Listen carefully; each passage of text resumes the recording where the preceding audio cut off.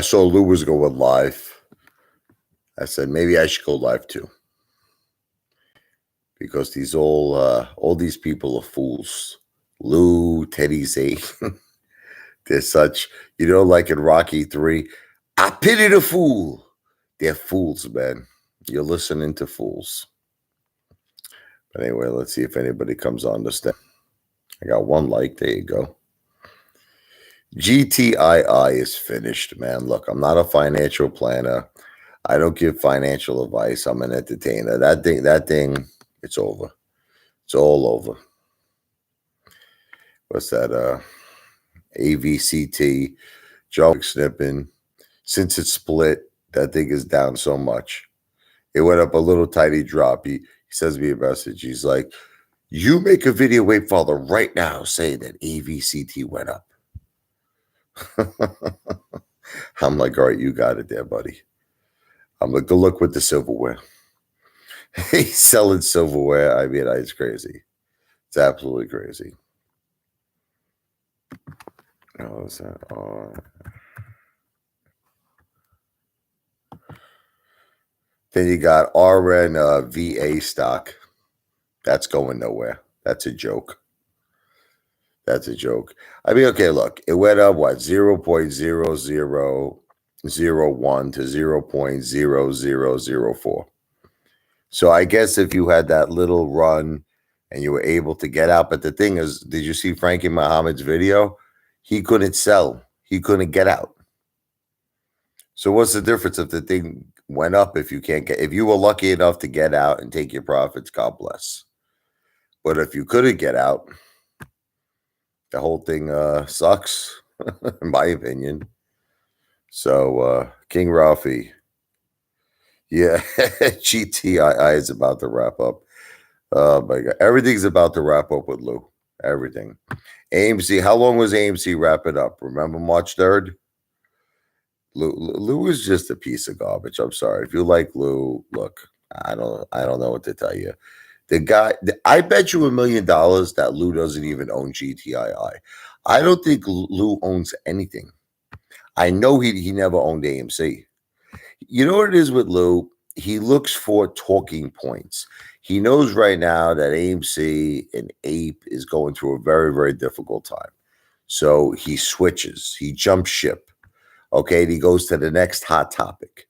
That's it. But you want to know what's happening with Lou? I don't know if you noticed this. His views have been going down talking about GTII. Okay, and F was a finger motion. His views are going down. And then he'll throw in an AMC video, and then it gets 22,000 views. His other videos are getting like 2,000, 3,000 views. I don't know if you noticed this. So he has to, at some point, he has to get back to AMC. Like he even his live stream is even titled something like Adam Aaron molested us or something like that.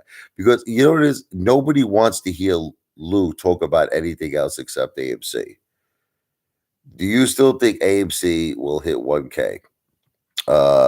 Let me tell you how I feel about AMC. The shorts have not been closed. I don't think any of you understand this. The price of AMC doesn't matter. It's all fugazi. You ever watch the movie Donnie Brasco? You ever watch Donnie Brasco? Remember when Lefty went to him? He said, "Are you Don the jeweler?" He goes, "Listen, man, I want you to pawn a few. I got a Tiffany diamond here. On my end, I just won 8,000." And then he takes a look at it and he says, "Listen, you got a girlfriend?" "No, I don't got a girlfriend. I got a wife." "You got a wife? Give this to your wife." He goes, "What are you talking about?" He goes, "This is a fugazi." That's what's happening with AMC. That's what's happening with GameStop. It's all fugazi. I mean, you could unlike me, but it's the truth. You want me to give you the truth, or do you want me to give you BS? Come on. Who believes this is a fair marketplace? Come on. Do you really believe that? You really believe that we're in a fair marketplace? I don't know what to tell you. Now, I went from 5 likes to 0 likes because you don't accept the truth, you people. Guys, you ever see the movie Beat the Parrots? You know, with Robert De Niro? Remember, he said there was a circle of trust. There was a circle. You were either in the circle or you're not in the circle. This is the thing is we're not in the circle. The circle is Citadel, Ken Griffin, Gary Gensler, the Department of Justice, the government. They're all in the circle. We're not in the circle. That's why I laughed at the video today that Alfred Boston made. Alfred Boston, Gary Gensler's going after Citadel. Yeah, my ass. He's going after Citadel. Allegedly, I wouldn't be surprised if he was let's just say collected. You understand what I'm saying? I'll leave it at that. Allegedly. Yeah. So AMC, if things were fair and we were in a fair marketplace, AMC, yeah, could go to big numbers. But we're not in a fair marketplace. So that's why, see, what I'm trying to do, and all of you don't understand, I tried to do let me tell you something about protesting. Protesting works. You see that bad cop, James Bernard from San Antonio, Texas? He shot the innocent teenager. That poor kid, Eric, he was like 17 years old. He was eating a cheeseburger in the San Antonio McDonald's. You see how they had the big protest? They demanded for him to be arrested. He immediately turned himself in. Protesting works. Protesting works. I tried to go that route with the apes, but nobody wanted to protest. Just one guy came, Billy. Did you see the video of Joe Brandon saying his son died in Iraq? He can't even remember the cause of his son's death anymore. Yeah. I don't know what to tell you about Biden, man. The guy can't answer questions. His son Hunter is under a lot of trouble right now. He's in a lot of trouble. He tried to buy a gun. I don't know if you know this. He filled out an application, and what happened was they asked a question on the application: do you take drugs? Or under any type of narcotics influence? He checks no. Then the Stunad writes a book saying the same exact time that he filled out the application that he was on drugs. Then I understand why they did it. They released this private conversation between Joe Biden and Hunter Biden, and Joe Biden was saying, "Son, it's amazing he actually got all these words out." It was kind of a touching video. He's like, "I love you, son. I'll always be here for you. You need to get help. You need to get help." So all of this is all leading to, yes, Hunter Biden most likely had a drug problem, and that's the bottom line. AMC looks like amateur night at the Apollo. Actually, amateur night at Apefather is not the Apollo. You see, it all depends on how you're looking at AMC. Okay, Kevin Russo. If you're looking at it, this guy Pikachu makes me laugh. Show your portfolio. Show your portfolio. How about this? I'll show mine. You show yours. Deal? Show your portfolio. I bet you that my minivan is worth more than your portfolio. You don't even use your real name. Your name is Pikachu White. Guy's probably got $500 at AMC.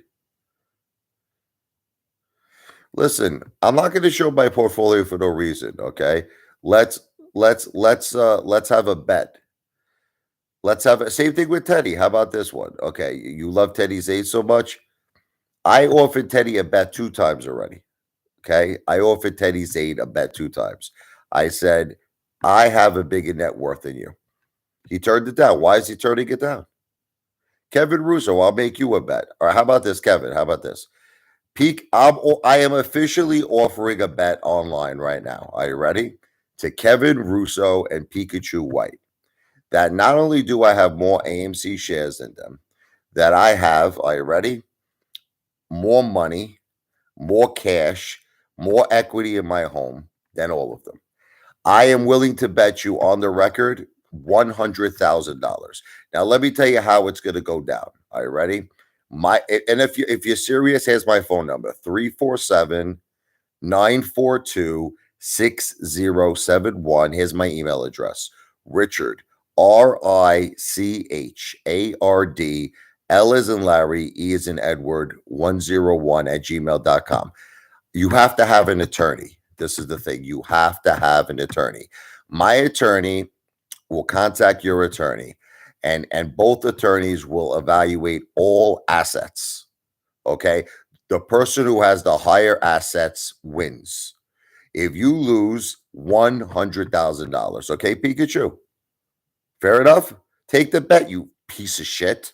Okay, take the bet, Kevin Roos. See, you know what it is with you? You're all what's called computer tough guys. You don't have my diamond balls of steel. I'll wreck you, bro.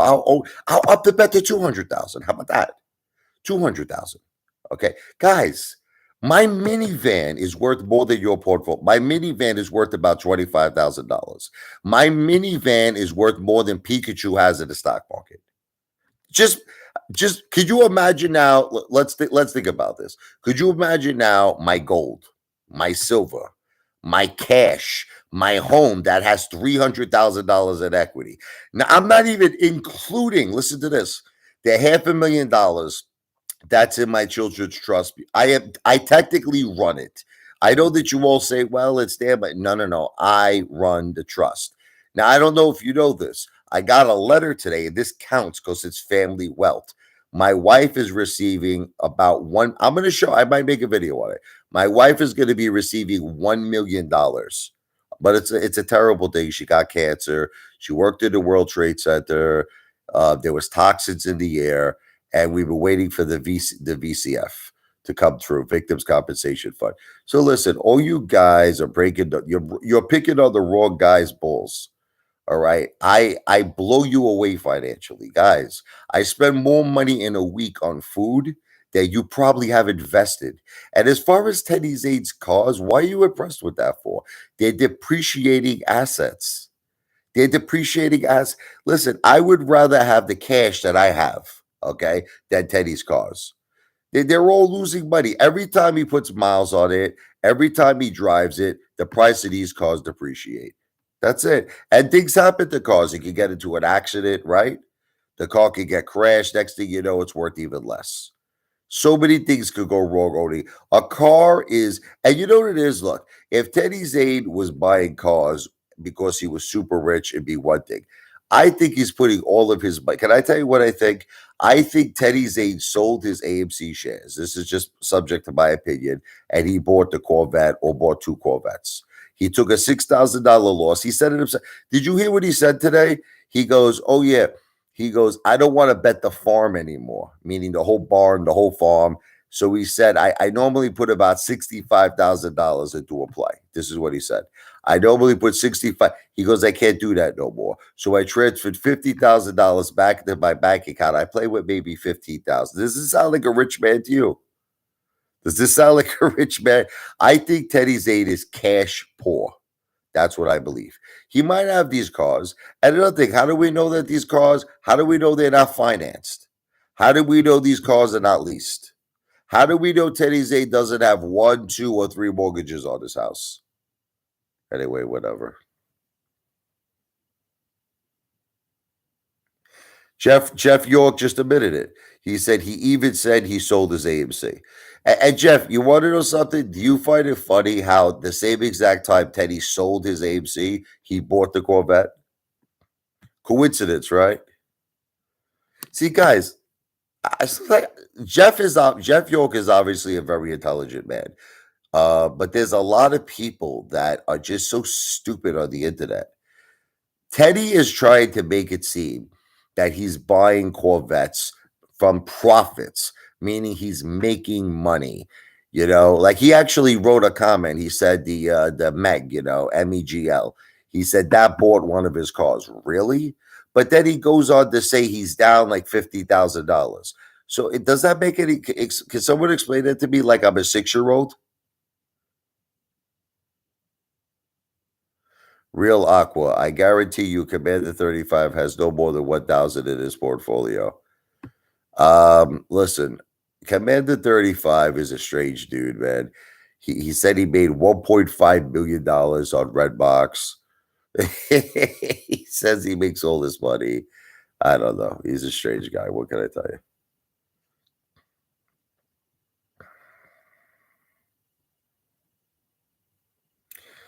Listen, AMC, no matter any which way you twist this, nothing has changed. Nothing has changed. It's just that look, you want to know what I did? Okay. When I first got into AMC, I'm going to tell you the truth. I had all of my liquid money. I'm going to be honest with all of you. I had all of my liquid money tied up. It was okay. Listen, I still had gold, but gold is not liquid to me because then I have to sell it. Yeah, I have to convert it into cash. So as far as my cash, I'm talking about 2021. I'm talking June of 2021. I put $185,500 into AMC. I bought 3,500 shares. So over the course of like the next 6 months to a year, I realized how corrupt the stock market was. I realized Gary Gensler's not doing his job. Ken Griffin has a ticket to ride to do whatever he wants.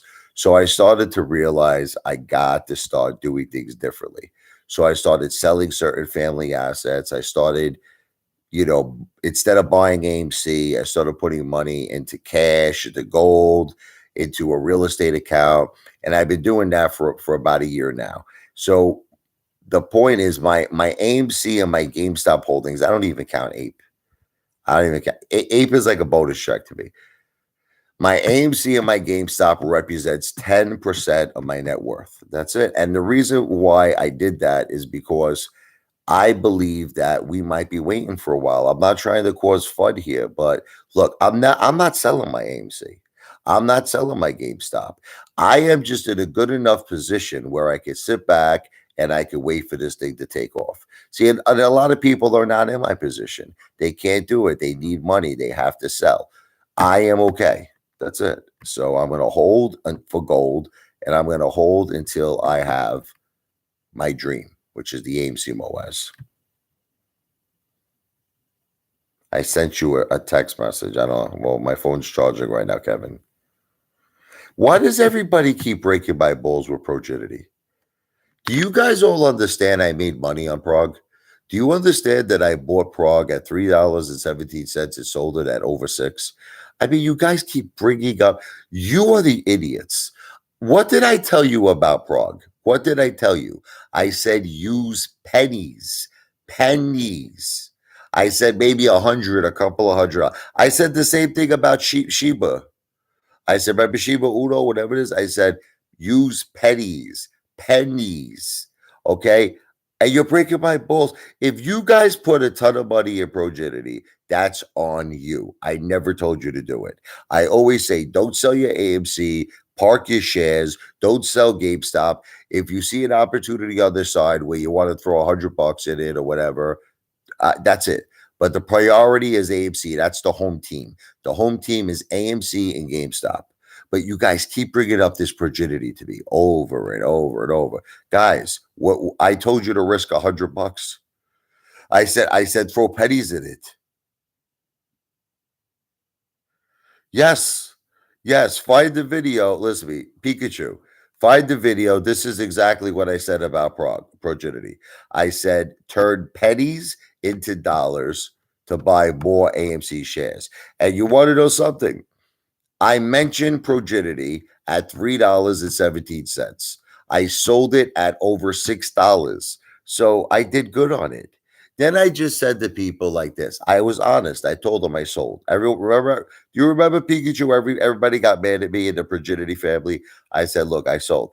I said, if you guys want to hold it for a long-term opportunity because of the patents, I said, that's on you.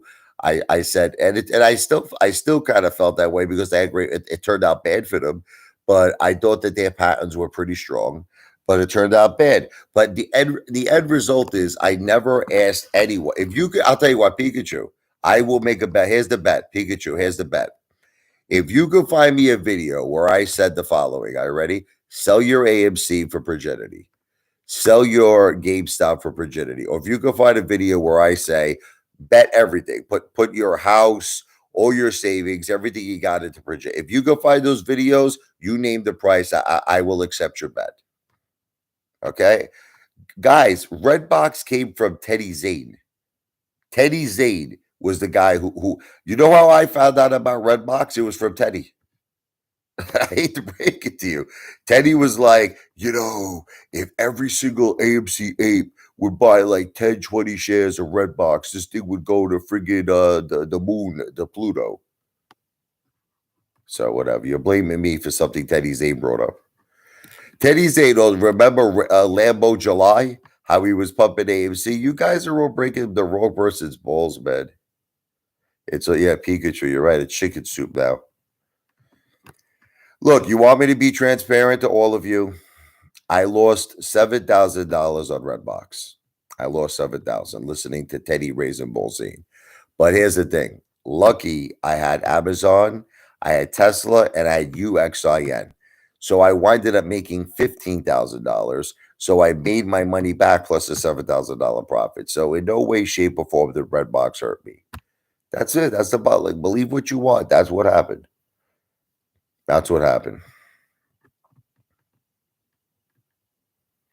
Apefather is rich somehow. I'm not rich, Stinger hit. I'm not rich. I'm just a regular dude, man. I'm a regular. Listen, do you want to know who I consider rich? Okay, Mr. Beast. That's rich. When you're making 4 to 5 million a month on YouTube, like he does, I think he even makes more than that. That's rich. Okay, I am not rich. I'm just a regular person. That's it. I have a minivan. I have a house. I have money to eat. I have money to pay my bills. I have money to survive. I am not rich. I never said I was a millionaire. I just said my net worth. But this is the thing. You want me to be honest with you?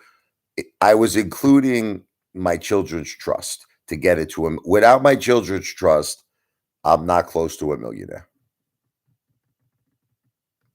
My children's trust can't run out. You don't understand. I can't touch it without court approval, Kevin.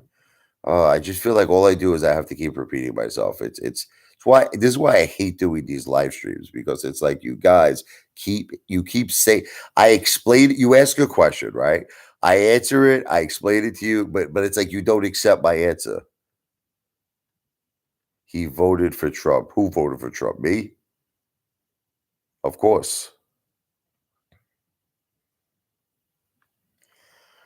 But you know why I like Trump? Listen, there's a lot of things I don't like about Trump. I don't know if you notice this. I make a lot of negative videos about Trump. There's a lot of things I don't like about him, but he's the thing I like about him is that he puts America first. See, like my wife, I'll give you an example.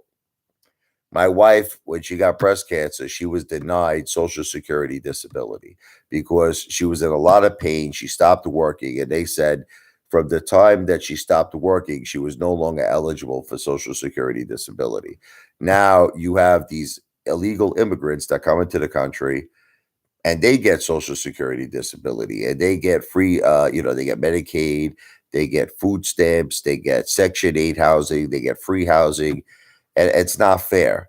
It's not fair. So a president, especially a United States president, should always put Americans first, not illegal immigrants. And that's was what was Trump was doing. Joe Biden, I can't say the same thing. He's letting all these immigrants in. Did you see what happened in California with that crazy lunatic? He shot all the showgirls, all these beautiful young girls in California. They were all killed by this illegal immigrant that had a record in California.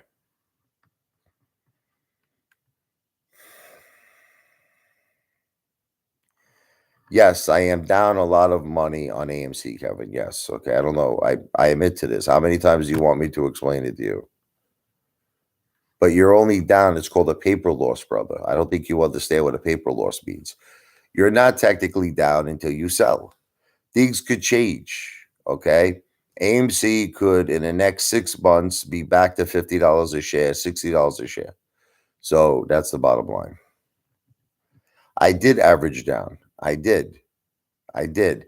When AMC was about $12 a share, I threw 15,000 into it. I made a video on it. The reason why, look, I still buy. I buy, but I'm not buying large amounts. Like I buy 10 shares at a time, 15 shares at a time. I don't make videos on it because it's so petty.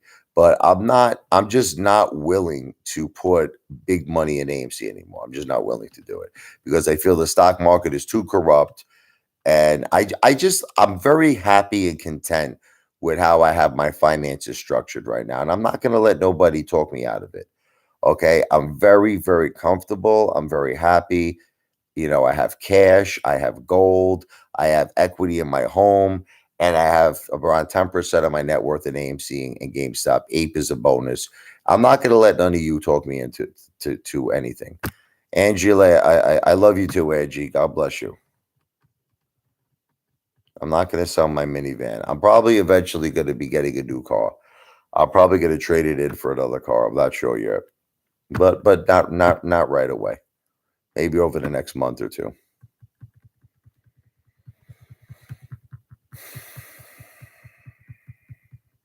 You guys get tricked very easy by people. Let me tell you, no offense to all of you, but you guys get tricked very, very easy. Like Lou tricked you, Teddy Zane tricked you. I mean, you guys just keep getting tricked, man. Yeah, well, the piece of trash car, right? Pikachu is worth more than your life. You know how you're referring to my minivan as a piece of trash car? You know the truth.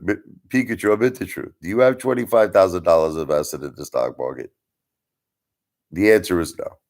So you could keep calling my piece of trash minivan. You could call it garbage trash. You do not even have 10% probably of that invested. I find it so funny how people could insult someone who's like 10 times financially or 100 times financially richer than them. But you're abusing me. Pikachu, my house is worth $550,000. He's abusing me, this guy. Pikachu, what?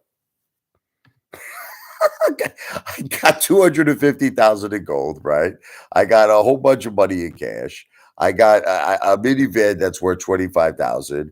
I got thousands and thousands and thousands of AMC shares. This guy keeps abusing me. Teddy Zane is worse than my husband, Chad. This guy Pikachu, he's probably got about $1,000 in the stock market invested. And you know what the funny thing is? He probably desperately needs that $1,000. He's probably holding on by a thread. He's probably thinking like, I gotta eat. I want to eat. I want to eat just one dinner like the Apefather. I want to eat a $300 dinner.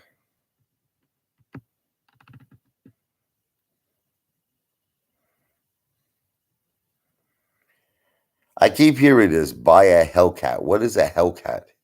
I gotta look that up. I don't know. I don't even know what that is. Oh, it's a Dodge Charger. Yeah, I'll look into it. I'm at a point right now, guys, where I'm married. I have kids. I don't need to play the whole Teddy Zane 5 car, 6. There was a time where I had 3 cars. And I gotta tell you, man, it's just a headache. It's a headache. They're all going down in value. Like, look, I'll give you an example. Okay. I one time had the um the Chevy Tahoe. Okay. I bought it for around 50. I'll prove all of this to you. I will prove all of this to you. I bought it for around like 50,000 and change. Then I had the Chrysler 300. I bought that one for like 48K. That one I bought brand new. The Chevy Tahoe I bought used, a couple of years used. And then I bought the minivan, the Chrysler Pacifica.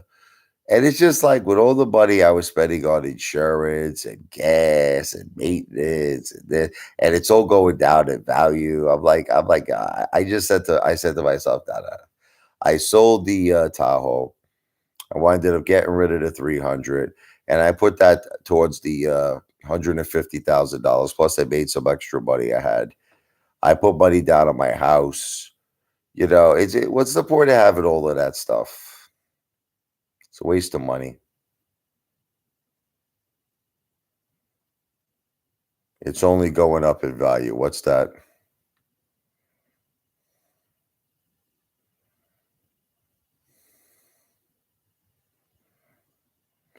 Just like the movie, The Amityville Horror, I bet his son's gonna kill. You're terrible, bro.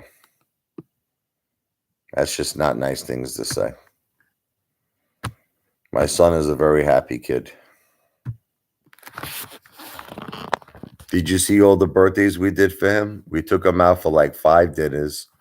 He had the bowling party where he looks upset. Would you be upset if you had 5 birthday celebrations? What else you want me to do for the kid? I took the kid to Carbine's. I took the kid to Buffalo Chicken Wings. I took him to what else did we go to? Was it Fridays?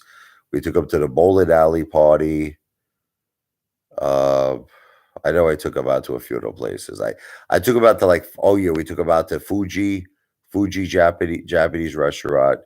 So Pikachu, can we do the math on just those dinners? Are you ready, Pikachu? The dinners I spent on my son is more money than you have invested in the stock market. Are you ready? His birthday party was $500. Carmine's with the tip, everything was around $300. So there's 800. Then I took him to the Buffalo Chicken Wings, Wild Wings. That was $300. So let's see, 500, 800, $1,100. Then I took him to Fuji. That was $300. $1,400. Okay. Fridays, another say $200. $1,600.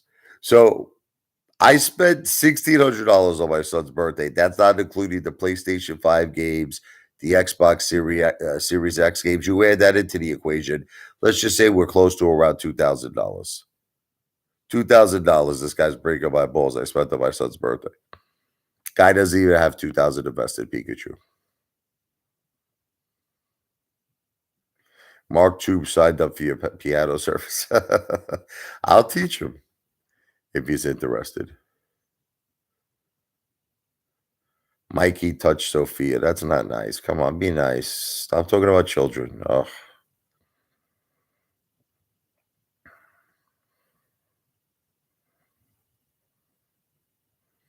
You guys just love breaking my chops. You guys get so happy with breaking my chops.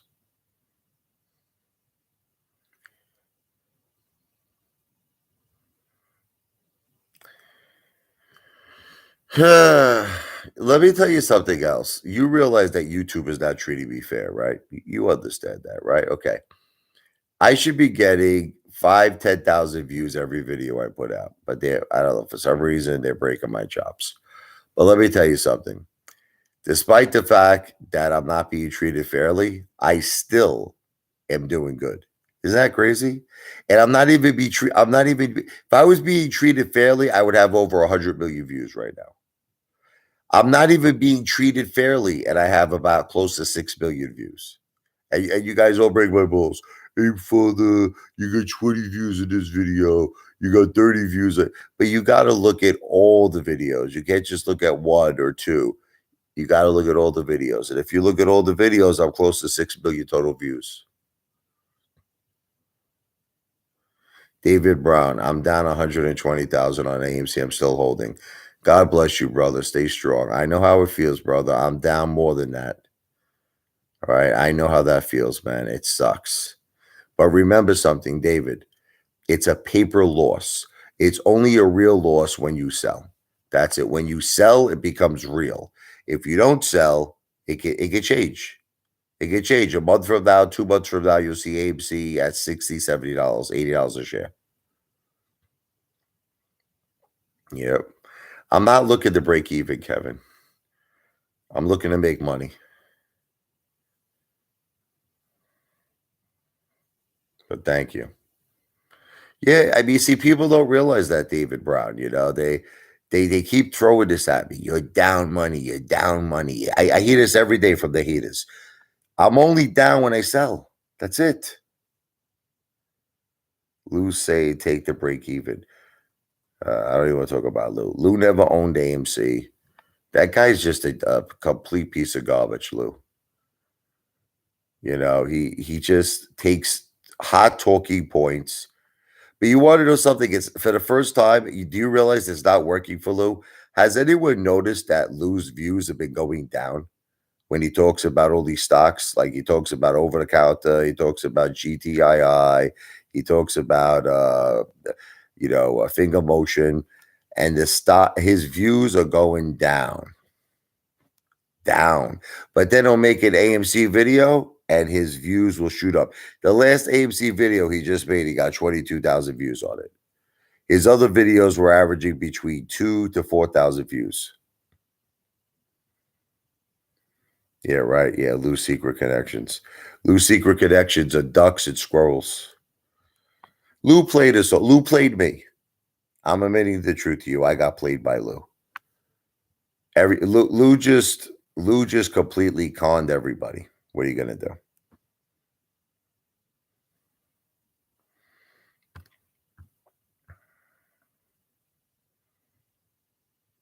I just don't understand why everybody loves Teddy Zade so much. It's like I just don't get it.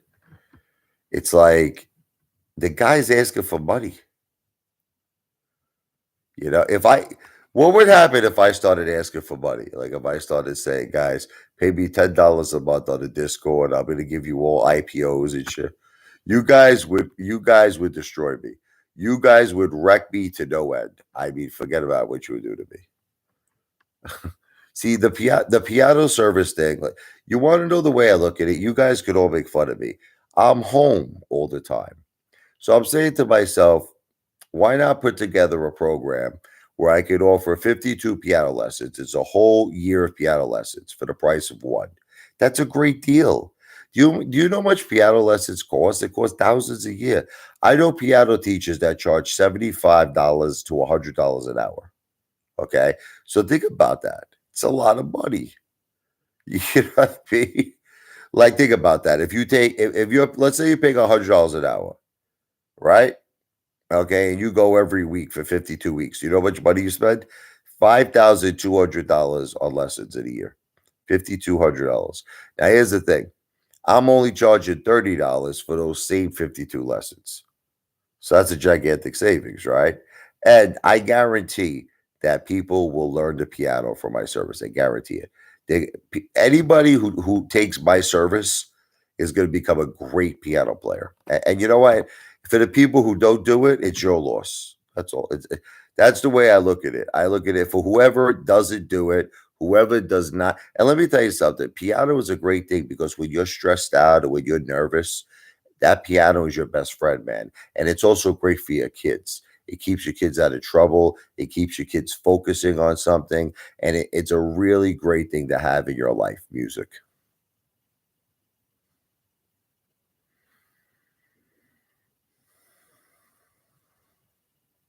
Well, see, Kevin, you could appreciate that playing the piano, right? Was a great experience for you. It is pretty expensive. And that's why I feel that my program is going to be a very big success. I already got 10 students. Because I'm not promoting this. See, like how like Teddy Zane is promoting this just to like the YouTube audience apes. I have a very large email database, and I've been emailing people throughout the whole country, and I got 10 students so far. I made $300. Before you know it, this could become a very, very big business. If I sell 100 programs, what is that? Three grand. If I sell 1,000, $30,000. If I sell 10,000, right, then you got big money, 300,000, 100,000, 3 million. And so I think about this. I know that might sound unrealistic to you, but we live in a country of over what 350 million people. To sell 100,000 programs is not really unrealistic because there are people all over the country who want to learn the piano, want their kids to learn the piano, and it's just a question of reaching them. Of course, you got to pay taxes on it. You got to pay taxes on your stock market gains too, Pikachu. Nothing is free, brother.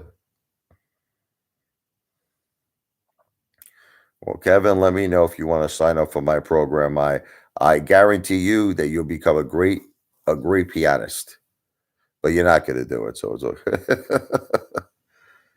Apefather, the Lou Rip off live. I'm not really sure what that means, but is he still live, Lou?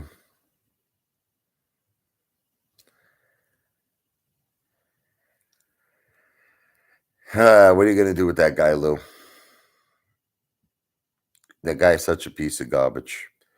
He says he sells all his AMC, and yet he keeps talking about it. He talks about AMC every day because he knows that he needs that ad revenue. He needs it coming in. Go live. Lou doesn't have the balls to go live with me. And you know who else doesn't have the balls to go live with me? Teddy Zade. I would destroy Teddy if we ever had a debate. If Teddy Zade ever had a debate with me, nah, he'd be finished. He'd be finished. Tell him I said that. I would expose him in so many ways. Oh, you don't even know. Let me have a live discussion with Teddy Zade. Let me have a live. Teddy, who bought your pizzeria? You want to hear the beginning of the debate? Teddy, who bought the pizzeria? Tell me the name of the business. I want to contact them. Tell me how much did they pay you for the pizzeria, Teddy? Why didn't they keep your phone number? What's up, Jimmy King? Teddy won't answer that question. Do you understand if somebody buys a pizzeria, right? What do you think the most important thing is? The phone number. Because that phone number has been established for all the takeout orders, for everything. So that phone number is gold. Why would someone buy someone's pizzeria and not buy their phone number? Do you know that that phone number is disconnected when you call it? When you call Teddy Zade's old pizzeria, the phone number is disconnected. So, can anybody explain it to me like I'm a 6-year-old? Why would the person who bought Teddy Zade's pizzeria not buy his phone number? Look, I'm going to say it's alleged. Maybe he sold it. Alleged. I'm just saying I find it to be a bit confusing why the person probably, spent a significant amount of money on Teddy Zane's pizzeria, yet didn't buy his phone number. Don't you find that to be a little odd, a little strange?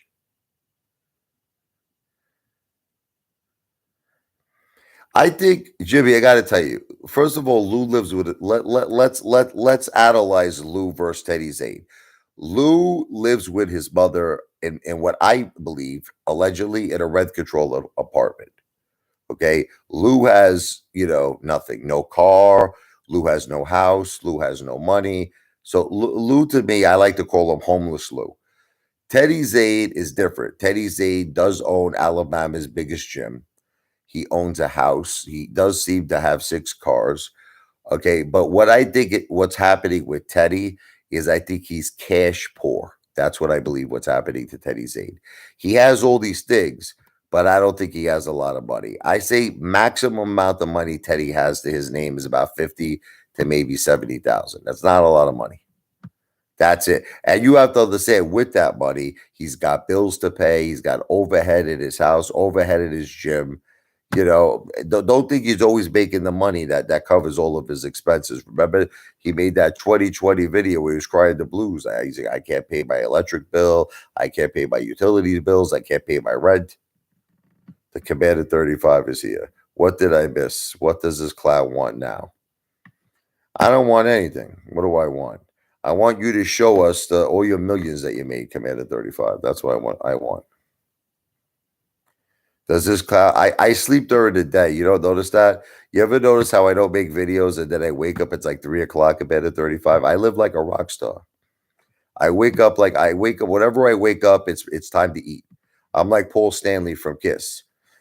I was made for loving you, baby. You were made for loving me. And I can't get enough of you, baby. Can you get enough of me? I got to talk low because my kids are sleeping in the background. He just had a beer, party lifestyle. Yeah, rock star. I think I live on my own terms. I will say this. Am I a rock star? No. Am I a super success? No. But I live on my own terms. Yeah, I was just saying that, Jimmy King. I was saying how Lou is getting half of his views now because he's talking about all the. But do you know what he's doing, Jimmy?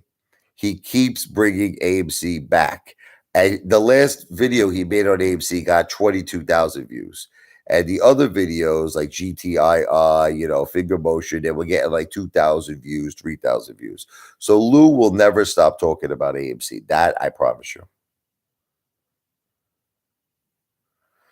Yep, Angie, I got to go see you. Need a nice happy ending. 100%. Well, look, I do sleep during stock market hours, Kevin, but I do have my wife checking prices. I told her, I said, listen, if we ever start the Boaz, I told her to bring a big gigantic bucket of water and ice and blast it on me. Wake me up, I tell her. If she starts seeing AMC at like 100, 150, 200 a share, oh, she'll get me up. Believe me, Kevin. She'll get me up right away. But it's like until then, what's the difference if I sleep? If AMC's at $6 or $7, right? Jimmy, I've offered Lou so many opportunities to meet up. There was actually one time that I offered to box Lou. He turned me down. There was a time I offered Lou. I said, I'll take him out to an Italian restaurant. I told him it was on me. Anything he wanted. I said, I spent $1,000 on dinner. He still turned me down. Lou is afraid of the Apefather.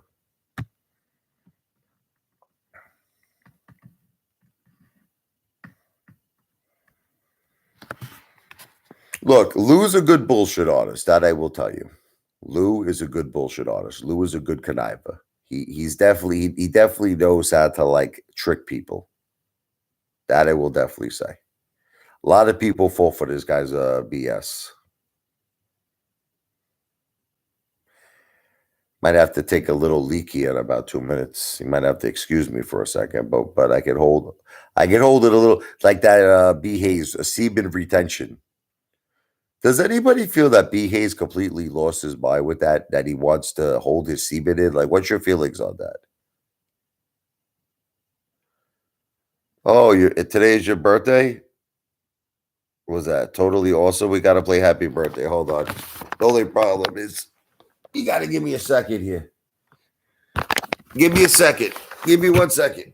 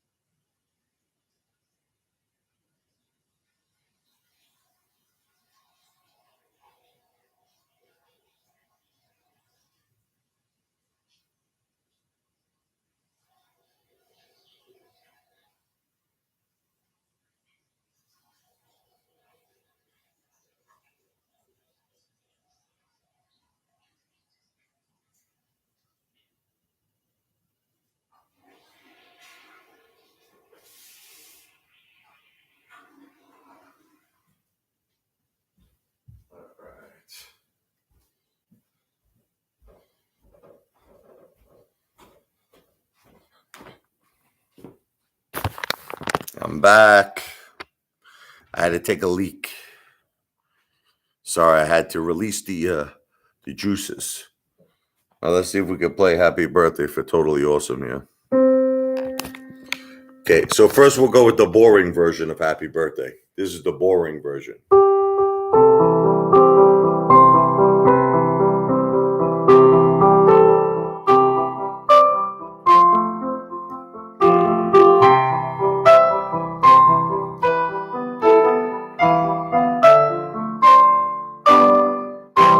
Isn't that so boring? I like to play it like a Jerry Lee Lewis, like a blues type of thing, like a.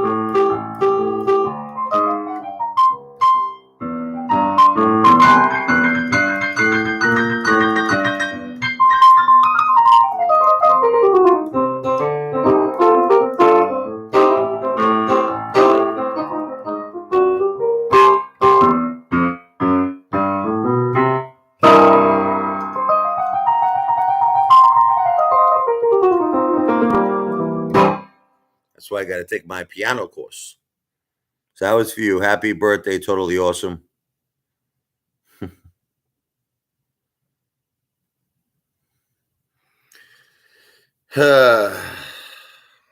Sometimes I like to write songs spontaneously about Teddy Zane. Remember, I used to do Teddy Time. They were funny songs. Let's see if we could just write like some. We're just gonna write on the spot. Help me here. Let's do it. Ready? My name is Teddy Zane. I wanna gain a lot of all of your money. Yeah. $10 a month. Join my Discord because my cord is very small. My balls are tiny and my bills, they're killing me each and every day. My wife might leave me today. I gotta pay, so just give me $10. That's all I want. I will make up all your losses on AMC. You could buy a Ferrari or a Lamborghini. Just for $10 a month, I'll give you a prize wife, yeah. You don't have to have a wildebeest in your life, no. You could have a hot model just like me. Teddy Zane.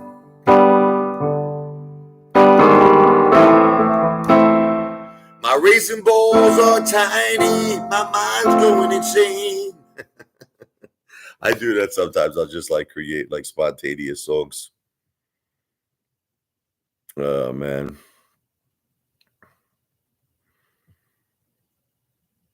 So I'm just reading some of the comments here. Do videos while taking a shower, Kevin Russo. I did that and YouTube shut it down.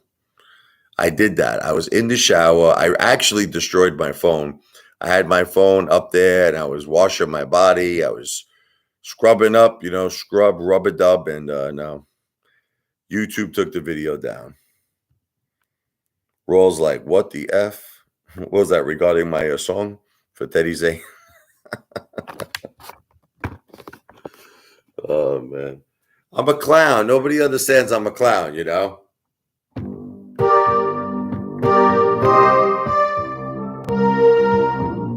What's that go? That's it. Girl, you know it's true. Ooh, ooh, ooh. Lou loves Tyrone and Jamal too. Yes, you know it's true, true, true, true. Ooh, ooh. Lou loves the glue. Oh, Lou goes to the jail. Conjugal visits. Tyrone and Jamal take total control. Tell Lou to go on the floor, on his knees. They said, you think you came here for a tease? You came here to please. So open up wide. Have you been to the dentist before? So now it's time for me and Tyrone to score. Gonna go in the back door till Lou can't take it anymore. Screaming out loud, stop, stop, stop, stop, but we don't stop. Lou knows it's true. Ooh, ooh, Tyrone and Jamal will do you. Yes, Lou knows it's true, true, true, true. Lou loves that white creamy glue. That's pretty bad, right? That's the Lou and Teddy Zane song.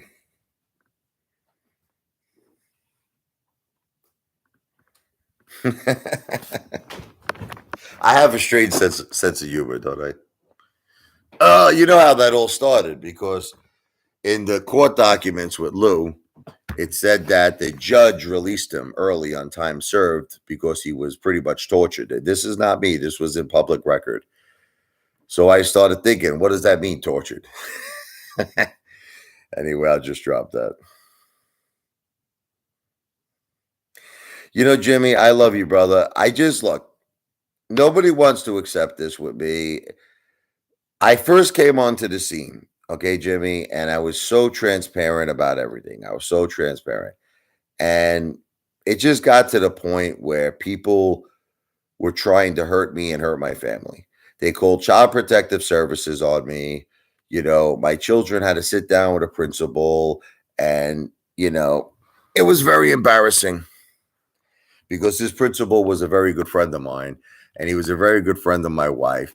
And the child protective service agent was saying things like, we starve our children, we lock them in closets.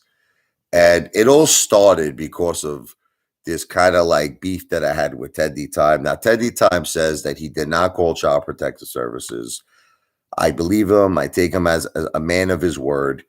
But I got to the point where like I still show things, but I show things that I feel, you know, are not going to hurt me or hurt my family.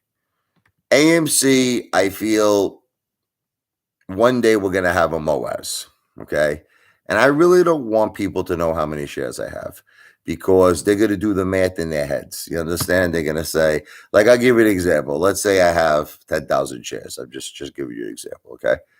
And then AMC does go to say 10,000 a share one day. Again, I'm not a financial planner. I don't give financial advice. I'm an entertainer.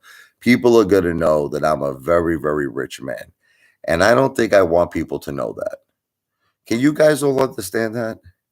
I just, that's it. Just, look, I'm with you. You're with me. We're family. Let's just leave it at that. You guys know that I'm not, you guys know that I'm very successful. Let's listen. Who lives like me? Have you ever met a person like me who's going out to eat all the time? Have you ever met a person who literally eats 24 hours a day? I'm always eating. Like I must be doing something right. Okay, so stop worrying about worry about your finances. Don't worry so much about my finances.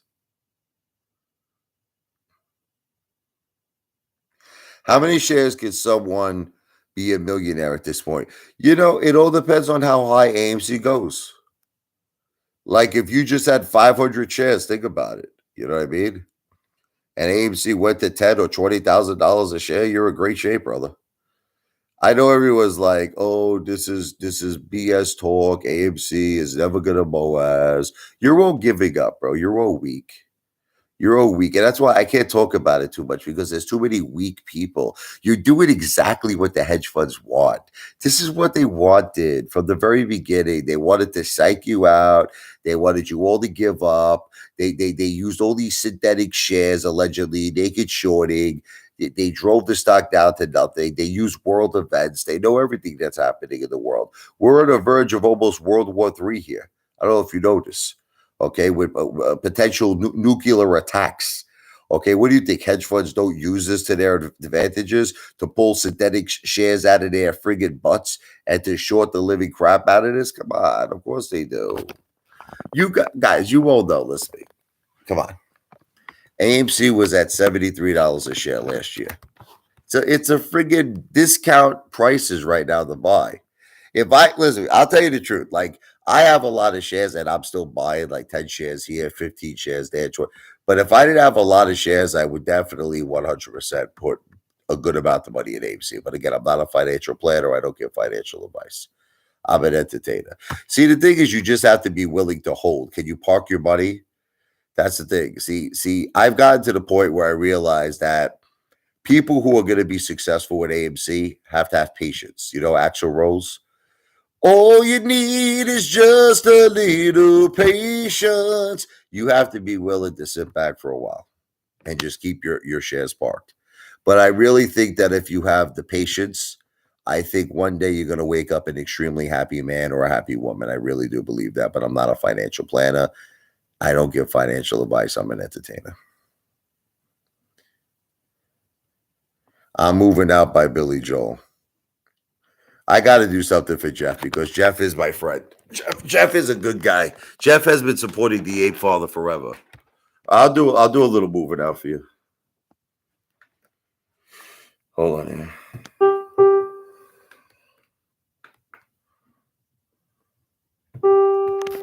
right, this is for Jeff York.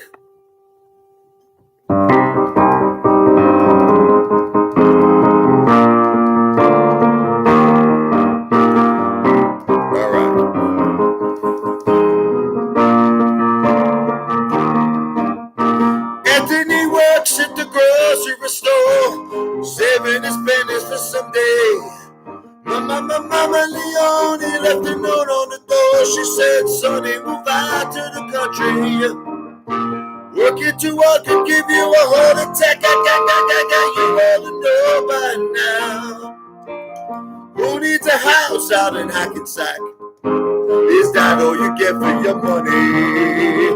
And it seems such a waste of time. If that's what it's all about, Mama, if that's moving up, then I'm moving out. I'm moving out, yeah.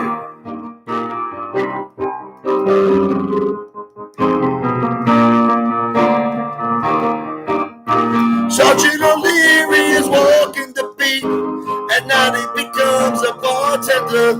He works at Mr. Cacciatore's down on Sullivan Street, across from the medical center. He's trading in a Chevy for a Cadillac. You ought to know by now. My computer almost fell. If you can't drive with a broken back, at least he could polish the fenders. And it seems such a waste of time. If that's what it's all about, Mama, if that's moving up, then I'm moving out. I'm moving out, yeah. Ooh, whoa, whoa. You should never argue with a crazy mama. You ought to know by now. Who could be Uncle Sam with the overtime? Is that all you get for your money? And if that's what you had in mind, that's what you're all about. Good luck moving up, 'cause I'm moving out. I'm moving out, yeah. Whoa, whoa. Motorcycle rider.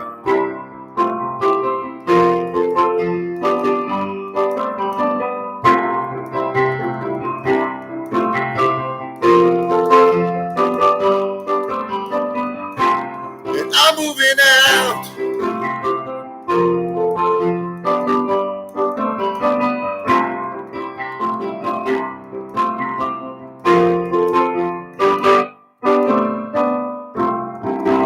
The best song to play during this time of year is this, right?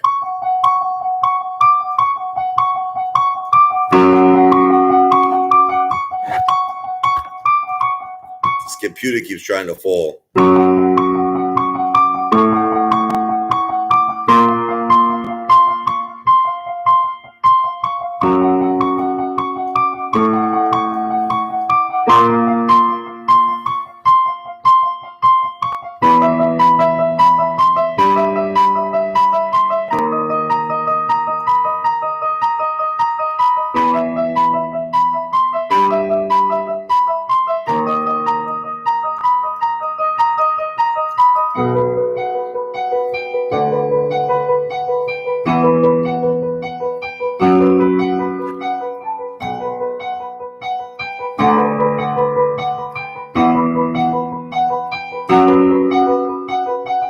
Do you like it better like that, or do you like it with the pipe organ?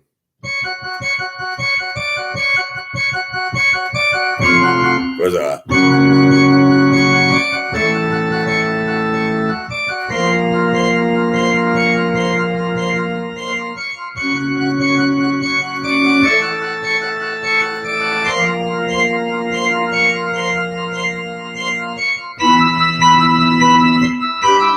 Whatever, you get the point. Gonna wake everybody up on my house. I did watch Halloween, and I didn't like it too much. I gave a review on it. Check out the video. I don't feel like getting into it. Thought it was really poorly done, man. Lou says he has 20,000 AMC shares. Sure. Lou doesn't have 20 shares of AMC. That's why I'm saying that's why I stopped Raw, because I'm going to wake up my whole house. Yeah, catchy tune. The Halloween theme, David Brown, or the Billy Joel song. Both of them are catchy tunes. AMC to 100,000. You got to still believe, right? We got to still believe.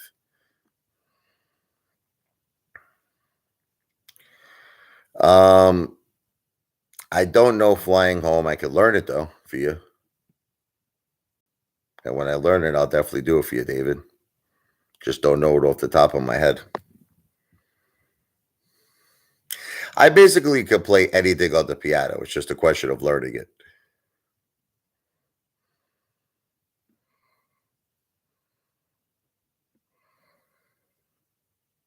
Lou's been like talking a lot about Celine Dion lately, right? He's been talking about Britain's Got Talent. He said he wanted to be Simon Cowell. Did you hear about all this? I think Lou's a music lover. What do you think? He tries to sing every so often.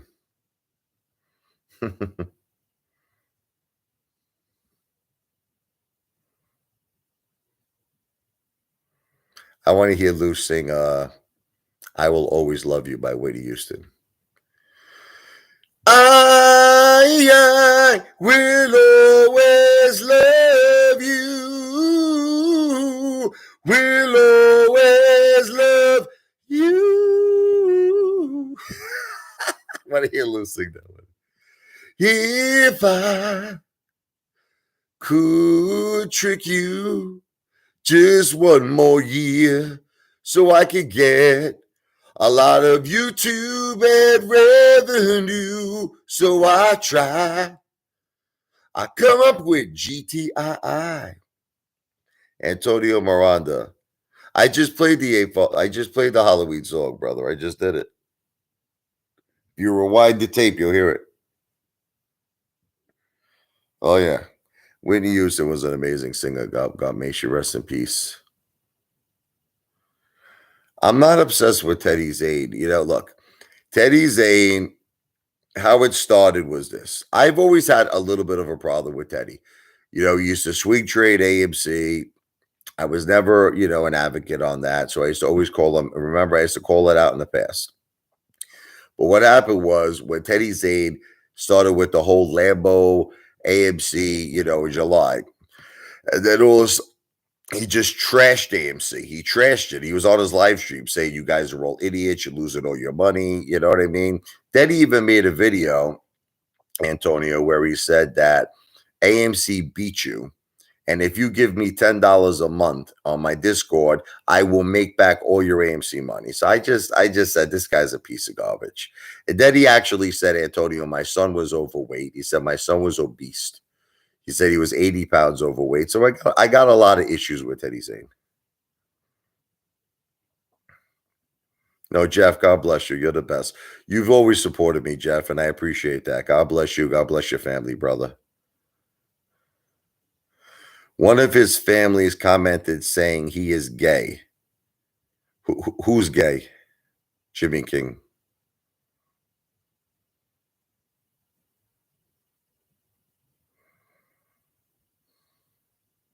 Lou.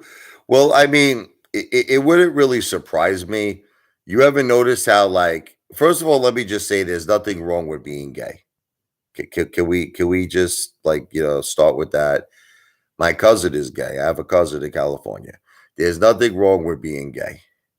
But the thing is with Lou is that, we never seen him with a woman. Never, not one time.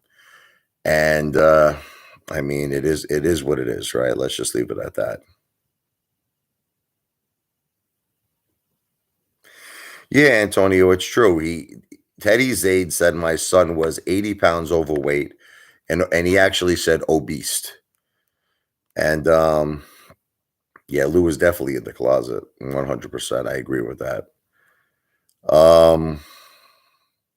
but I gotta say alleged, right? um, I don't like Teddy Zane. I really don't. I think he's a show off. I think that he tries to make everybody feel like there's plenty of apes going through very, very tough times right now, and he's flashing all these cars and he's trying to make himself out to be a big shot. But then he's begging people for money. Does that make sense? It's like I told Teddy Zane, it's like either one or two things. It's either got to be you're a successful guy, right? But he wants to play. Teddy Zay wants to play both sides of the fence. He wants to come across like he's a super successful guy, but at the same time, he's begging everybody for $10 a month. Does that make any sense? People really need to leave my family alone. Yeah, but you know what their excuse is, Jimmy? That I exposed my family on YouTube. That's what I get from everybody. They're like, you exposed your family. But if you think about it, how many children are on YouTube right now? How many children have children channels, right? Like what, millions?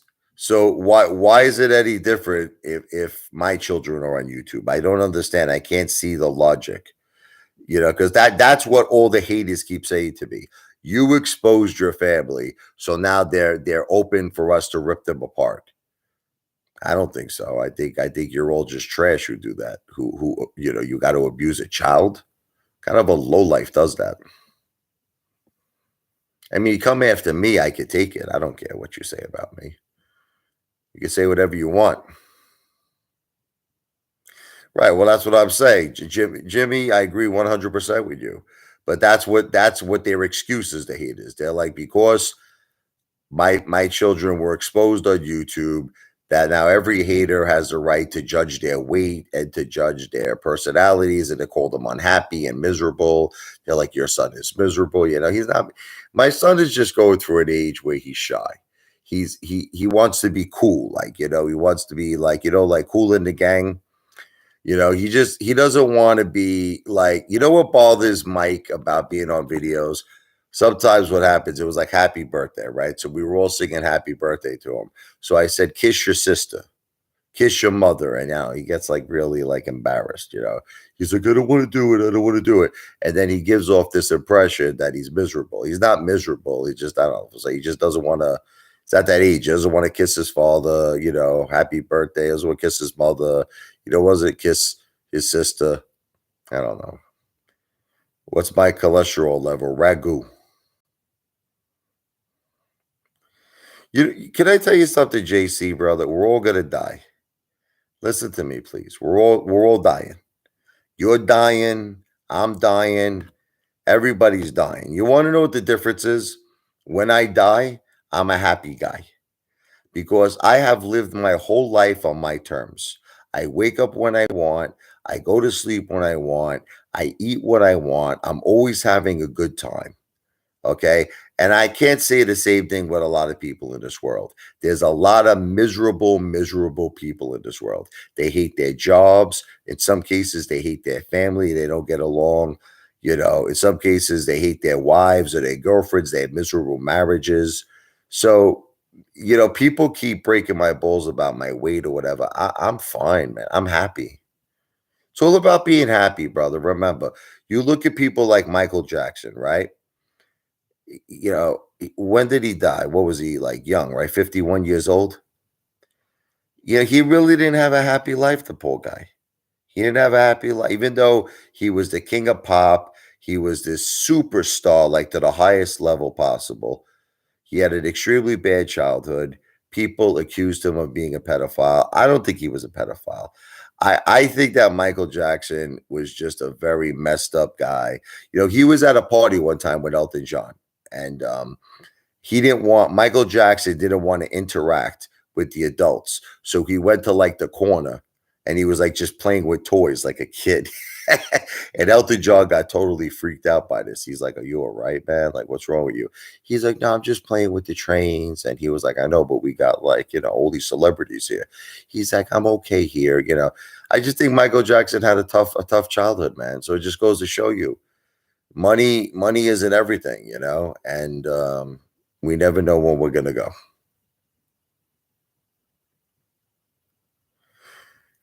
You have to understand something, JC. No one knows when you're gonna die in this life. People have this thing, like I'll make you laugh, right? I have a buddy of mine who was a heavy guy like me. Okay, he lost like 100 pounds. Now, instead of him eating, he's smoking. He smokes 4 packs of Marlboro Red a day, 4 packs of cigarettes, but he's a vegan. So he calls me, he breaks my balls every day, this guy.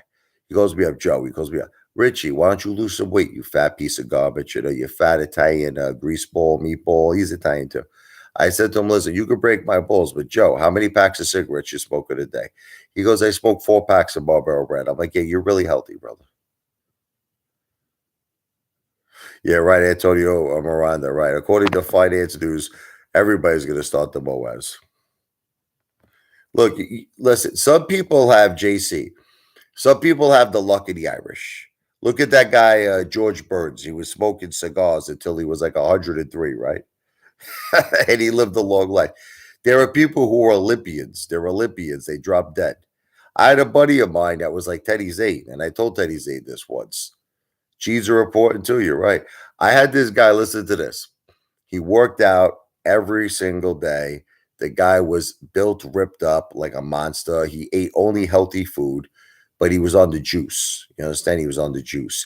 His liver exploded, almost dropped dead. I had another guy, 175 pounds, my friend. Guy works out. He's always running. He runs friggin' 10 miles a day. I'm not kidding you. The guy's in amazing shape, ripped up, everything, right?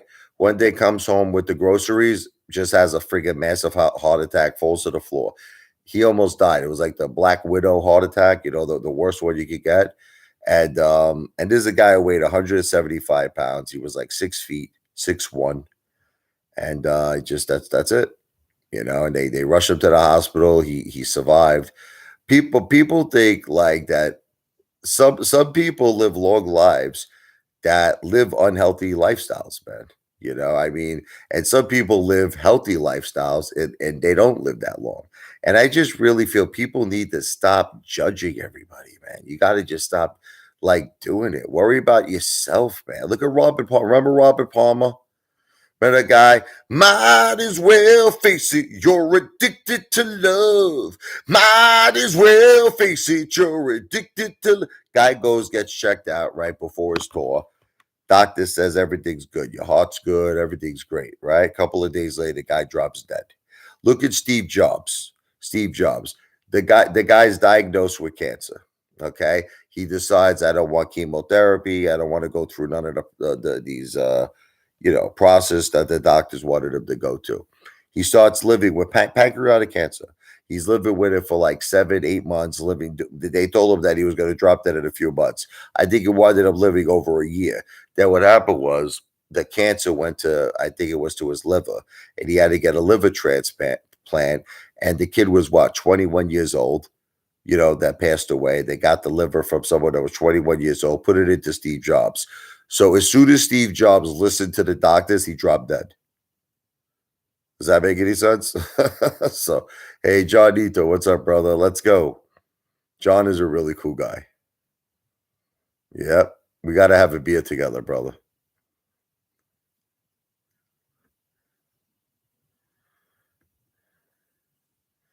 That's what I'm trying to say. It's like, yeah, I woke up this morning and I got myself a beer.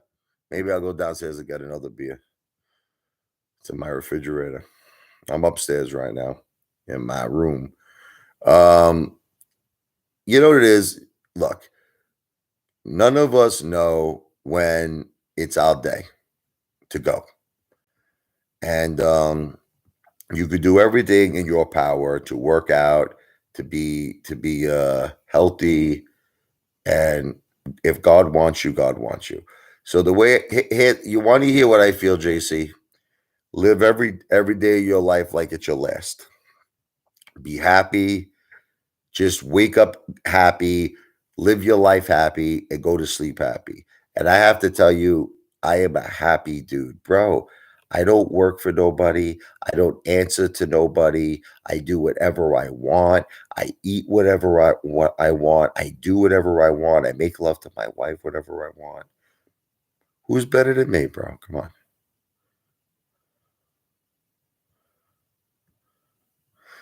Yeah, that John Wick snipping. I don't know what.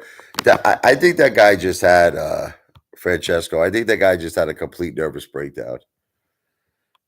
I mean, I used to like John. Can I be honest with you? I used to like John Wick snipping. I remember one time I made a video saying that he was such a strong AMC ape because he was really, really trying to motivate apes and keep their convictions strong. And then it's like something happened. It's like he snapped. He went crazy. He's like, I want to lead the AMC ape army. And I'm like, what the F is this guy talking about? He's like, every single person should start a YouTube account. Remember he said this? You're gonna get monetized very easy. This is not true. This is not true. To get monetized, you need 1,000 subscribers and you need 4,000 public watch hours. That doesn't include shorts. Shorts are not public watch hours. So there have to be videos 1 minute and over. Okay. And it's not that easy to get 4,000 public watch hours. I think Tendy Time just recently, after like over a year and a half, Tendy Time just reached the mark, I think, of the 4,000 public watch hours. It's not that easy to get that. And so I called them out on it, John Wick Simpson. I'm like, bro, this is a terrible idea. You're telling people they're going to get public watch hours, 4,000, 1,000 subscribers. It could take them a year, 2 years, 3 years. He's like, no, he goes, you're being negative. Oh, no. I said, no, I'm being realistic. And then after all of that talk, the guy sells all his AMC. He's out, goes into these OTC plays, loses all of his money. It's like, then he starts going into, what was it, the AVCT. He says, my last hope. If this thing doesn't shoot up, I'm out. And I don't know. Now then he went into GTII. Then he went into finger motion, and then that other thing, I forget what it's called. I don't know. That MMT something. There it is, MMTLP. Yeah, a lot of people keep asking me this if I'm averaging down. I did average down when it was around $12. I threw 15,000 into it into AMC. Since then, JC, I've been buying 10 shares, 15 shares, 20 shares at a time, but I'm not putting major money. I just look. I don't believe in this stock. You want me to like level with you? The stock market is very corrupt. I don't believe in it. I think it's extremely corrupt. And I just like the way I have my portfolio set up right now. I have my portfolio set up where 10% is in the stock market. That's it, like 10% of my net worth. I got an AMC, a big GameStop. And I got a bunch of cash. I got a bunch of gold. I got real estate. I like this. That's it. I'm not changing it. I have enough shares that if we have the AMC or the GameStop MOAS, then I'll be a multi-millionaire. Again, I'm not a financial planner. I don't give financial advice. I'm an entertainer. I just like, why should I keep dumping more and more money at the AMC? I just don't understand. Like, I got thousands and thousands and thousands and thousands and thousands of shares. I got a lot. You know what I mean? See, people call me the hate father. I'm not the hate father. I'm the love father. I know you guys don't believe this. I have so many haters on YouTube. You have no idea how much people hate me. I just call out bullshit. I call out bullshit. That's it. If I see something that doesn't seem right, I call it out. People interpret that as hate. Think about everything I've ever done and said, and you'll realize it was never hate. It was never hate. It was that I'm looking out for my ape family. Like, I used to call out everybody. Matt Cause, the guy made over $500,000 in super chats. So, I got Matt Cause really good, right? But I don't know if you know this. Matt Cause hates me, man. So what I did was this: Matt Cause, after he collected over 500,000 in super chats, he claimed that he donated $10,000 to St. Jude, right? I called up St. Jude. And I was like, listen, I represent blah, blah, blah, party, so and so, back cause, all this stuff. And I was just like, I just want to confirm that you got the $10,000 donation, right? Long story short, right? I gotta say allegedly with all this shit to protect myself, but St. Jude says, "Oh, we never received any money from a Mr. Macors." So Macors flipped out. Macors went crazy, man. Macors went nuts. He's like, "How dare you call St. Jude?" I'm like, "Well, you said you made a $10,000 donation, right?" Just wanted to confirm if it was true. Then Trey had the balls. Trey, you know that piece of garbage, Trey. I always respected him because he served our country, but I lost a lot of respect for Trey. Trey's like, "Oh, I don't want to have the Apefather on my live stream because he ran a GoFundMe scam." I never ran a GoFundMe scam. I'm so tired of explaining this. Okay. Look, I started this around the time where a lot of apes lost money in Clove because of Lou. You understand? Lou was like, Clove's going to 500. Everybody was holding. The thing plummeted. They lost all their money. They were crying the blues to me. So I said, let me start a GoFundMe. And it was an innocent thing. I said, you give me $50, I'll mail you an Ape Father t-shirt, okay? And the funds that I'm using will go to help apes in need. Now, in the very beginning, because I was selling my t-shirt, I said, you know what, maybe I'll keep 10% and I'll invest it in AMC. So everybody went completely crazy with that. They're like, you piece of garbage, you're a scam artist, you want to keep 10%. So I said, look, here's what winded up happening. GoFundMe never sent me a dollar. They never sent me any money because I was doing what's called a third-party donator. I was donating to various people throughout the whole world. They said this is against our code of conduct. They shut my GoFundMe page down. They refunded all the money. Now, this is the thing that nobody understands. I advanced my own money. I advanced $3,000 in donations. I purchased 100 t-shirts. I mailed out 100 t-shirts. I spent $5,500 of my own money, all to be called the scam father, the FOMO father, the fat father, the piece of shit father. And I'm like, I'm never doing this again. Like, I spent $5,500 of my own money to help. You know how many apes I helped? Apes that were sleeping in their cars. They couldn't afford hotel rooms. C. Diddy, his house burned down. His wife was pregnant. His mother passed away. I sent the money. I sent this woman money. She said she was being abused by her husband, beat up. I got her a hotel room. I sent people by this guy, Marco. I'm eating a steak at Outback. She's like, I'm starving, April. I sent him $250. That psycho Veronica. Remember Veronica? I sent her money. Thank you, John Ito. God bless you. Listen, if anybody ever wants an Ape Father, t-shirt, let me know. Just email me. Richard is RICHARDLE 101 at gmail.com. Just send me an email. Yeah, I'll put it here. I'll put my email for you here if you don't have it.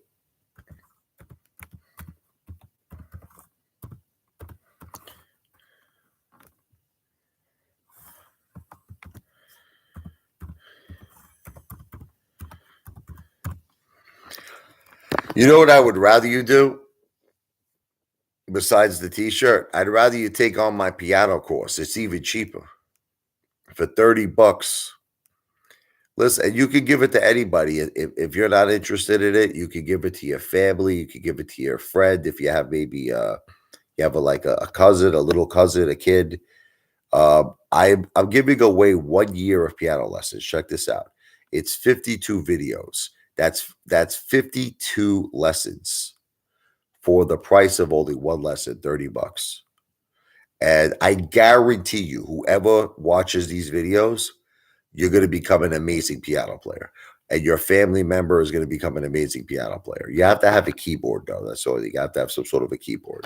It can be a cheap, like a Casio. It can be a cheap keyboard. It doesn't have to be expensive. But you eventually do have to get a keyboard. That's the only thing. Yeah, Brooklyn pizza is hard to find in California, man. No, I mean, listen, what it doesn't take me long to do this, Francesco. I do have a couple of them. I filmed already about 3 of them, but I'll have the whole 52 videos completed within like 2 or 3 days. You understand, like, music to me is like, I'm fluid in it. You know what I mean? It's very easy for me to do this. But these videos are going to be public. They're not going to be on YouTube. Like, in other words, you won't be able to access them. The only people who are going to be able to access them are members.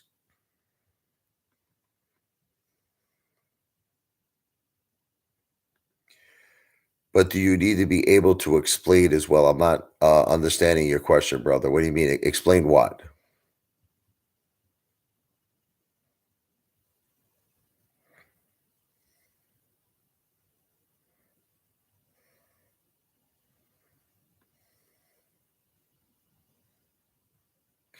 Yeah, it's very easy, Francesco. I explain it where it's layman. You understand? Like, in other words, anybody, and it doesn't matter your age, could understand it. Anybody will understand it. You could be 5, 6 years old, you'll understand it, or you could be a senior citizen. Yeah, I make it very easy. You know what I mean? It's look, I guarantee it. I guarantee that anybody who buys this course will 100% be a great piano player. And it's something that you could take with you for the rest of your life. You could play the piano for the rest. It's a beautiful thing. But I'm not forcing anybody, this is something, this is a service. This is not like Teddy Zane, like who's saying $10, I'll make you a fortune. No, I'm just saying I'll make you a great piano player. 1 year of lessons for $30.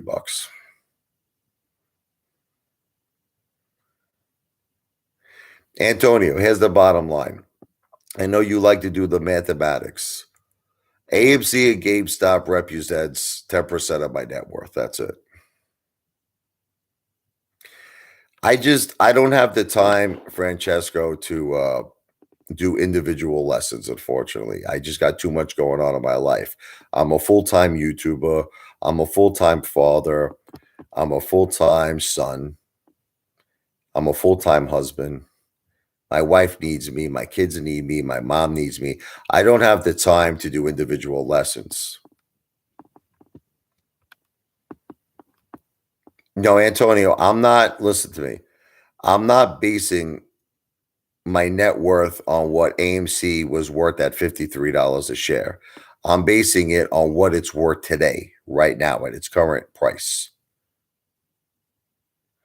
As far as the $30 payment, you have an opportunity to send that to me by Zelle, or you could mail it to me, or you could cash app it to me, whatever you want to do. If you want to mail it to me, you can mail me a check. I don't care. Some people don't use cash app.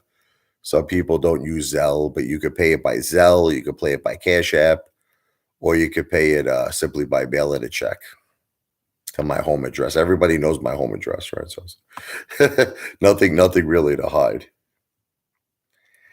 I mean, I guess you could probably pay it by Bitcoin. I guess so.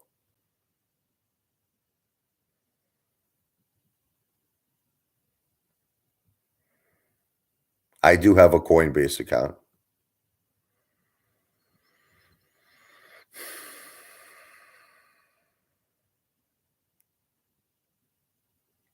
I really would have preferred it because I'm not really big into like crypto. I mean, I would prefer it to be paid either by Cash App, Zelle, or a check. To be honest with you, I'm not really big into Bitcoin. I used to be, but not anymore.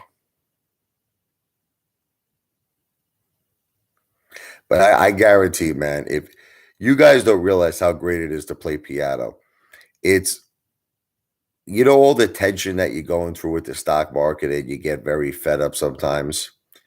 You go to that piano, man. You sit down and you play. It takes all the stress away, man.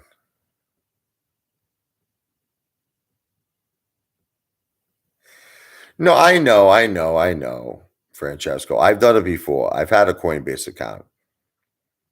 I'm not saying that I'm not. I would probably do it if you wanted to send it in Bitcoin. I would probably do it. You let me know, brother. It would be a very good decision. You would love it. But you got to have a keyboard. That's the only thing. I don't know if you have a keyboard. You got to have a keyboard, or at least be willing to get a keyboard very quickly.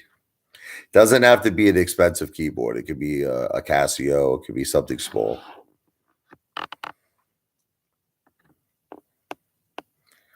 So anyway, enough with the piano lessons.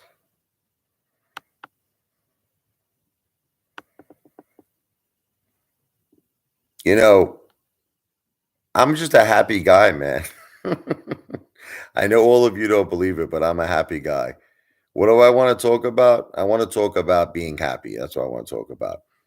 I think a lot of people in this world are not happy. That's what I feel.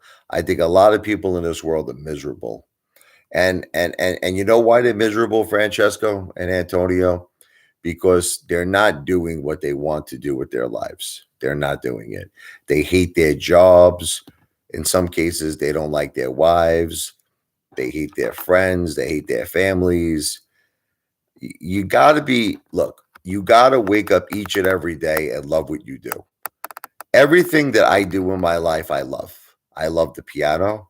I love music. That's why I decided to make a business out of it. I got myself. You mean the song that I wrote to be a song?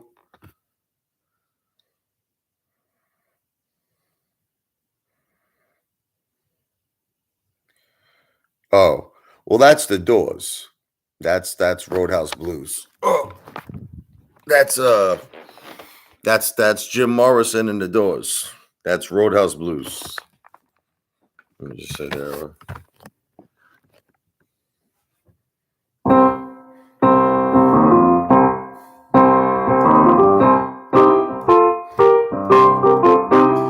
Well, I woke up this morning and I got myself a beer. Well, I woke up this morning and I got myself a beer.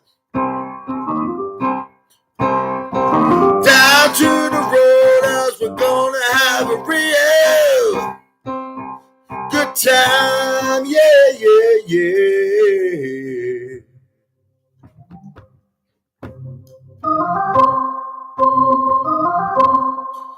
Well, down at the roadhouse, we got some bungalows. I said down at the roadhouse, we got some bungalows. Down to the people who wanna go down real slow. Let it roll, baby, roll. Let it roll, baby, roll. Let it roll, baby, roll. Let it roll all night long. Something like that. Yeah, I gotta be careful because the kids they're gonna wake up here. They're gonna kill me, these kids.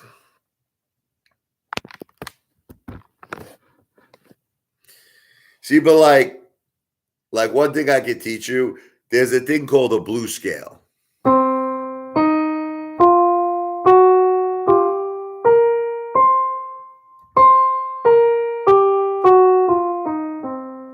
It'll be too hard for me to explain all the notes and everything. But you see, what you do is these notes, you just play them like different ways. Like you could do all different patterns. So instead of just doing this, I could do this.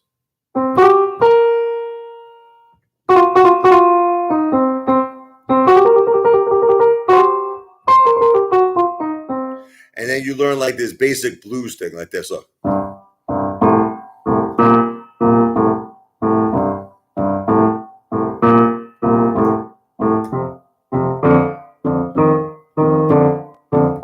Now what you do, right, is you add the blues scale.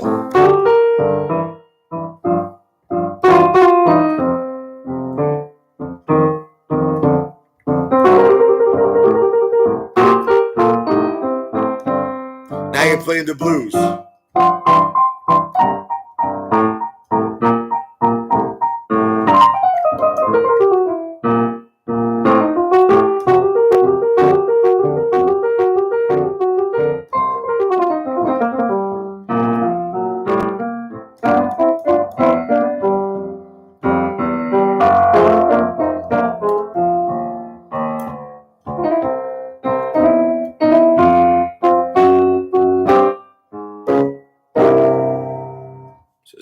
little blues. Yeah, I mean, I could play anything, man. You know, if I just learn it. You know what I mean? I can play any look, and so can you. See, look, this is the thing you have to understand, Francesco. It's not about learning how to play a song. It's about learning the foundation of music. You understand? In other words, once you learn about harmony, once you learn about rhythm, and once you learn about melody, you could play any song you want. Agabish. That's it. It's just that it's kind of like being a mechanic, like once you understand a car, you can fix any car. Once you learn the basic things of music, harmony, melody, and rhythm, then all it is practice. You could be able to play any song you want to play, any song, any style of music, no problem. Lou just said he wants piano lessons. Well, Lou's going to have to pay double.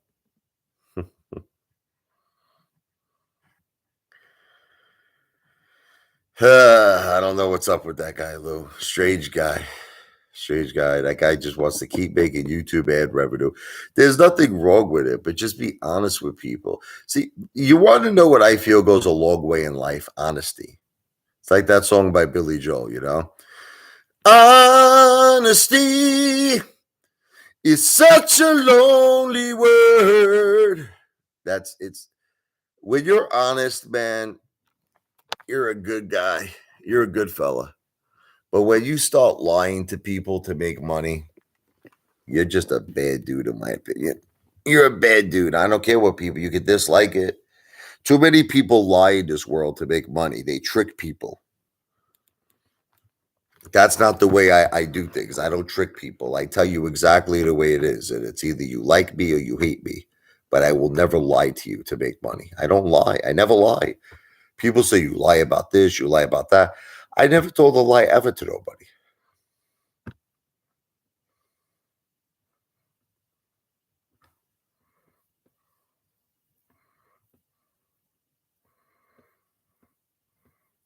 So are people actually still holding AMC, or is everyone in this live stream like just completely out? Let me ask you that. Who's still in AMC? What am I lying about, Lee? I'm lying now.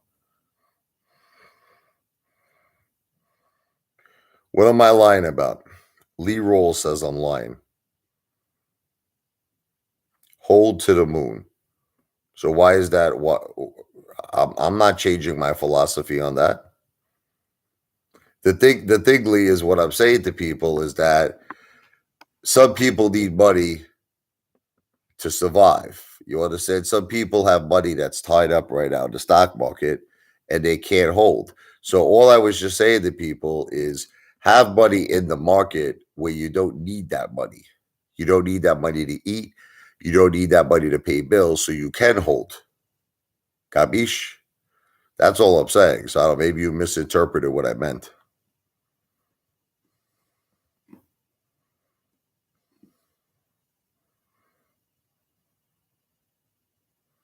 All the haters are on my side now, Francesco. I don't know if that's true. The hate is they just hate. They love to hate on me, man.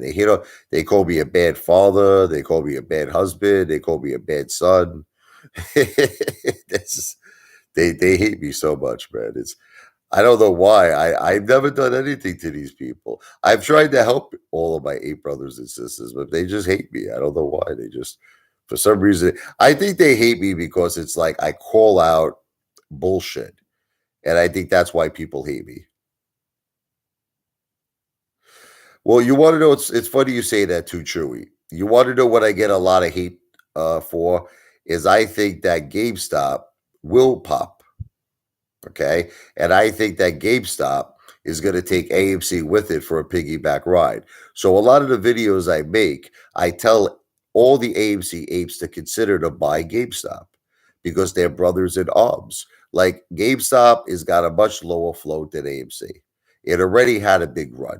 You understand? It has a lot. They're making a movie about it right now called Dumb Money. Sony just bought the rights to it. Seth Rogen is going to be in it. What's it? Pete Davidson. So I tell a lot of AMC apes consider to load up on GameStop as well as AMC, because if GameStop has a run, in my opinion, it's going to pull AMC with it for the piggyback ride. And every time I say that, I get tremendous, tremendous, tremendous hate. Tremendous hate. You have no idea.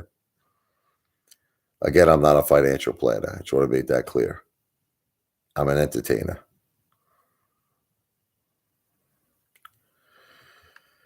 See, let me tell you what I feel, too Chewy. I feel that there's a lot of secrets going on behind closed doors that we don't know what's happening. There's a lot of secrets.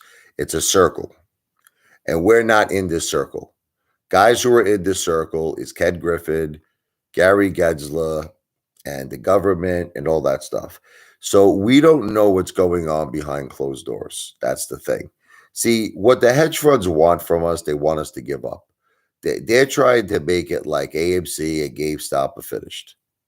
And they're increasing their short positions, and they want us out. And the thing is, that's why I try to tell everybody, the worst thing you could do is sell. I would rather see apes, right?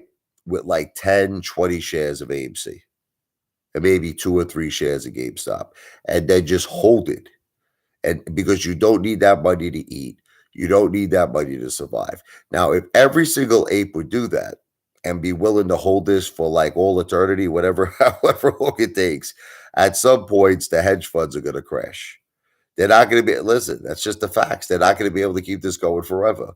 And then we're going to probably see some serious magic. That's just my opinion. But you see, you have to have, in order to succeed with AMC and GameStop, you have to have 3 things. Okay. Number one, first of all, you have to actually own the shares, which Lou never did. You have to own AMC and you have to own GameStop. That's step one. Step two, you have to have enough money in AMC and GameStop where you don't need to sell. You don't need that money to pay to your bills. You don't need that money to pay your utilities. You don't need that money to eat. Step three, you have to have the patience to hold for as long as it takes until the shorts are closed. So if you follow those 3 steps, you're going to be in the winner's line with the Apefather. But again, I'm not a financial planner. I don't give financial advice. I'm an entertainer.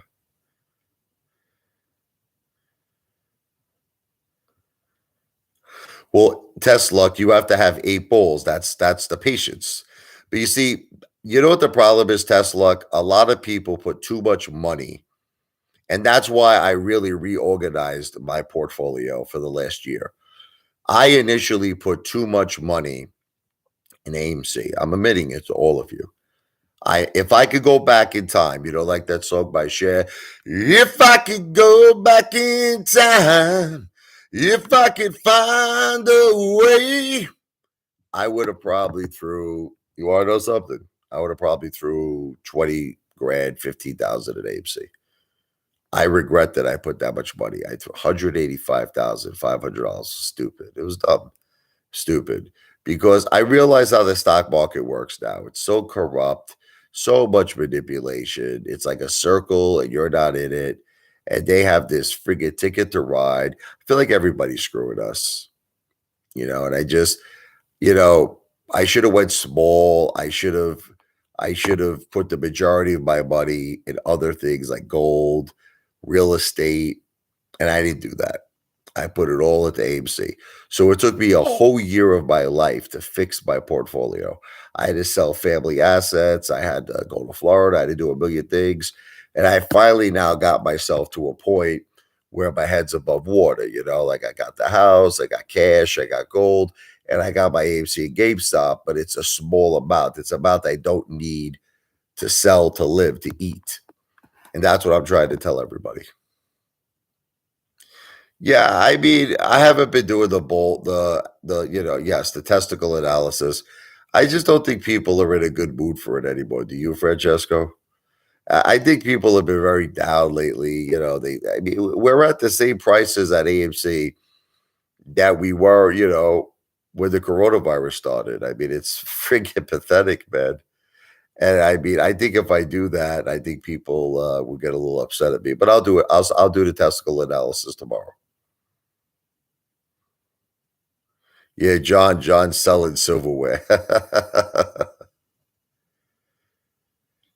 I think that guy lost his mind, John Wick Snippet. He flipped out. He went over the deep end.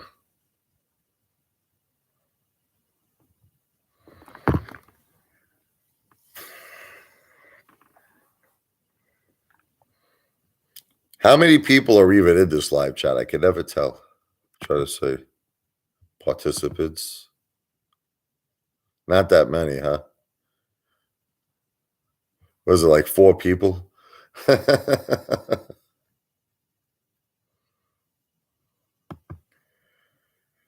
that's not the greatest.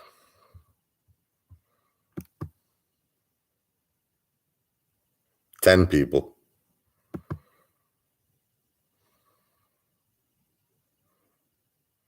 Yeah, there's a lot of good pizza out in Jersey, Granny. I'll try the place that you're saying, but there's nothing like Brooklyn pizza in Toms River. I'm telling you, man. Brooklyn pizza. It's called Brooklyn Square, actually. It's called Brooklyn Square.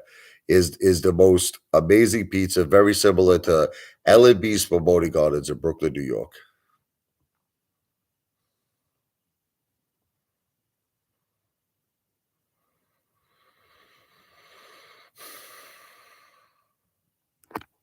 I've been trying to diversify my channel, to not just talk about stocks anymore. I don't, you probably all noticed that. I'll definitely look it up. Santillo's Pizza, I'm definitely going to look it up 100%. I promise. Um, in Elizabeth. Elizabeth's kind of far from me, though. Yeah, I mean, the kids love cheese. That's what the problem is, Francesco. Every time I put pepperoni or if I put different things on it, the kids flip out. It's like I'm a family man. I have to always put the kids first. You know what I mean? They start crying. I remember one time I bought a pizza, right? I put half sauce each. I put half pepperonis. The kids flipped out. They picked it off. They were crying. So that's why I always get them cheese. But I love pepperoni. I love sausage on my pizza.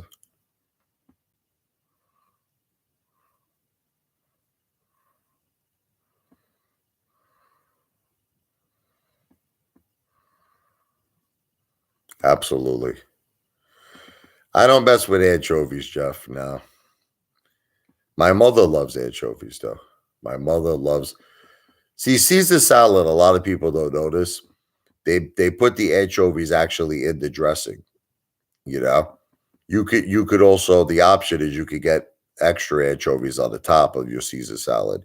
But people don't realize they're eating anchovies. Every time you're eating Caesar salad, you're eating anchovies. A lot of people don't know that. It's in the dressing.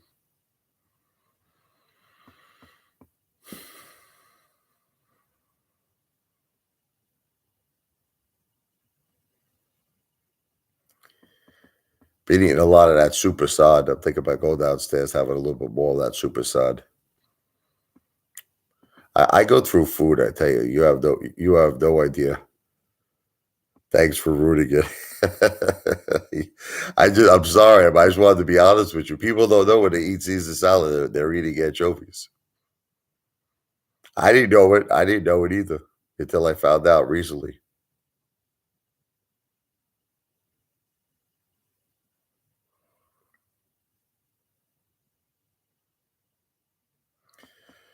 What live chats? I do live chats. I do them. It's just I don't want to do them to the bars anymore because I got in too much trouble. I flipped out that one time when I did the live chat in the bar. I got drunk. I started saying crazy shit, man. My wife was ready to throw me out of the house. I went nuts that one time at the live chat. That was like Chad Clifford's dream. Oh man, Chad Clifford had a lot of fun with that live chat. I was saying some crazy stuff, man. But you know what it was? I was drinking a whole bunch of Long Island iced teas. I was doing all kinds of shots of like tequila. I did a few Jamesons. I was all messed up. I was messed up bad. People break my balls. They're like, "Hey, Paula, how come you go out alone?" See, people don't understand. I'm from Brooklyn. All of my friends are in Brooklyn. All of my buddies, and most of them are married now with families of their own. I mean, I'm up in age. I'm 45. I'm not a young guy anymore. So it's like the people we know in Jersey, their parents that's it. We're not going to go to a bar or go drink it together. See, I'm still living like I'm 21 years old in my mind. You understand? But everybody else has accepted that they're midlife. They're in their midlife now. Like everybody who's my wife's friends in Jersey, they're married, they got kids. These are not the types of people you call up and say, "Come on, let's go drink it, let's go get drunk."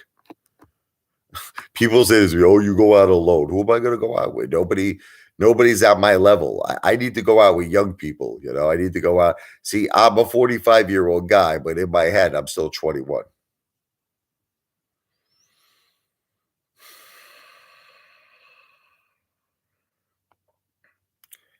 But I do admit to you, man, this AMC thing, man, this thing went a long time. I never would think in a million. I thought we would have squeezed. I actually thought we were going to squeeze back in June of 21 when I first got it. I was like, I thought I was like a few days away from the Moas. Yeah, my wife. No, no, no. See, people thought I was joking, Francesco. My wife literally almost divorced me. She literally almost kicked me out. I mean, I said some crazy shit, man. I was saying like I wanted to have sex with a 19-year-old girl. I went completely crazy, man. I went nuts. You know what it is that you go into a bar, you get drunk. I mean, don't all men do it? It's like locker room talk, like how Trump said locker room talk. I wouldn't act on it. I wouldn't act on it, but it's just, when you're at a bar and you're drunk and you see a young, beautiful girl in the prime of her life, and you're just thinking to yourself, you're like, hey, I wouldn't mind to tap that. You know what I mean? But you see, but there's a difference between saying it and doing it. And that's what Chad Clifford doesn't understand. Just because you say it, I didn't do it. And that's what I was trying to explain to my wife, but she really didn't want to hear it. She was out to kill me. My wife was out to kill me. Yeah, cocaine and hookers. Rock and roll life, baby.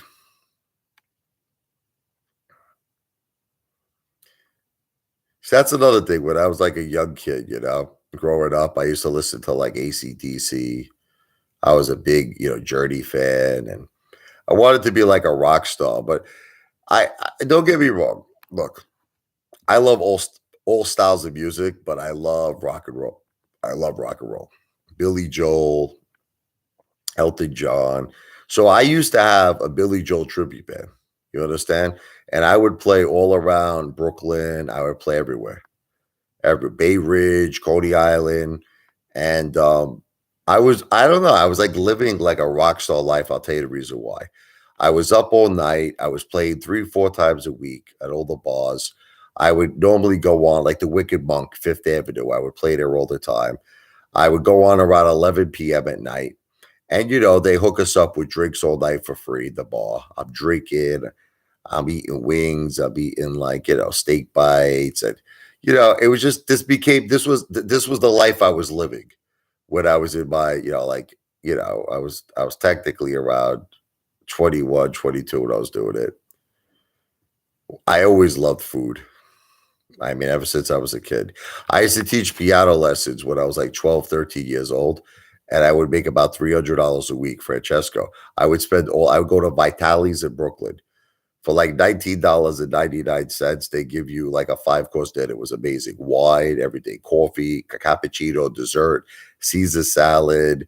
They start you off with mozzarella, capris.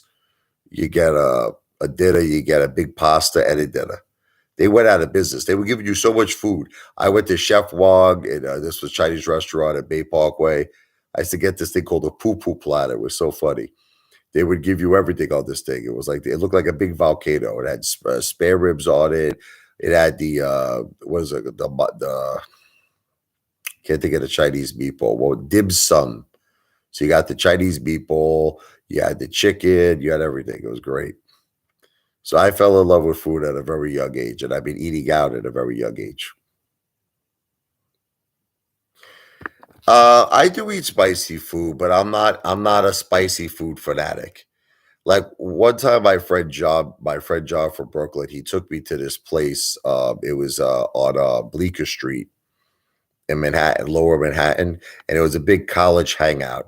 And he got me these things called atomic wings. I'll never forget these things. Man, was this thing hot. You had forget about it. You had this, your whole stomach was on fire, your esophagus, your throat was on fire. And my friend's a psychopath, so whatever. He just kept forcing me to eat it. We had like a bet, $100 bet, who could eat the most. I got really sick from that shit, man. I was like, I never turned down a dare. Only you want to know this. One time in my life, I turned down a dare. I've done everything that you could imagine. I jumped off bridges. I jumped off mountains. I've never turned down a dare. But one time, my friend, I'll tell you what happened. Right, we're in Brooklyn, and we're drinking, and apparently, whoever passed out had to get a tattoo on their ass of a monkey.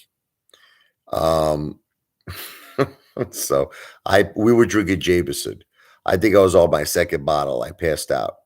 So my friends carried me into a van. This is a crazy story, man. And I didn't even know that this bet. I was so drunk that I didn't even know about this bet. So I never forget. I woke up and my vision was blurry, and I saw my friend John bent over with his pants down, and he was getting a monkey on his ass. And he looked at me and he goes, "You're next." And I was like, "Hell no." And he didn't talk to me for a whole year. I didn't get that. I didn't get the monkey on my ass. I would go for a helicopter ride. I've been on helicopters many times. Skydiving, I never did. I would do that. Yeah, no problem. See, I just want to get to a point where I really want YouTube to be my life, but I'm not doing that good, man. I'm YouTube. I don't know. YouTube. I don't know if they shadow banned my channel. I don't know what happened. I was when I first started off my YouTube channel, I was getting 50,000 views. I was one video got 100,000 views. I was getting 20, 30,000, 40,000 views. Then as the months went on, it went down to like 5,000 views, 10,000 views. Then it went to like 1,000 views. Then it went to like 500 views. Now there's videos I get 20 views. I get like 10 views, 20 views. I don't know what happened, man, but I'm just gonna keep working hard, man, because I would really like YouTube to become my life. But unfortunately, I don't know, man. They just totally I don't know if they allegedly shadow banned me. I don't know what happened, but my videos are just like getting very low views now, like 10 views, 20 views a video, 50 views. I'm like, what's going on? Yeah. But you see, what's great about the Ape Father is that I don't let nothing get me down. I don't give up. You understand? And you want to laugh, Francesco. Do you know with the little views that I get, do you know my total views are almost 6 million? My total views on YouTube are almost 6 million. So you people can say whatever they want about me. I got more views than Teddy Zane. I got more views than John Wick's snipping. I got more views than a lot of people. I don't got more views than Ludo.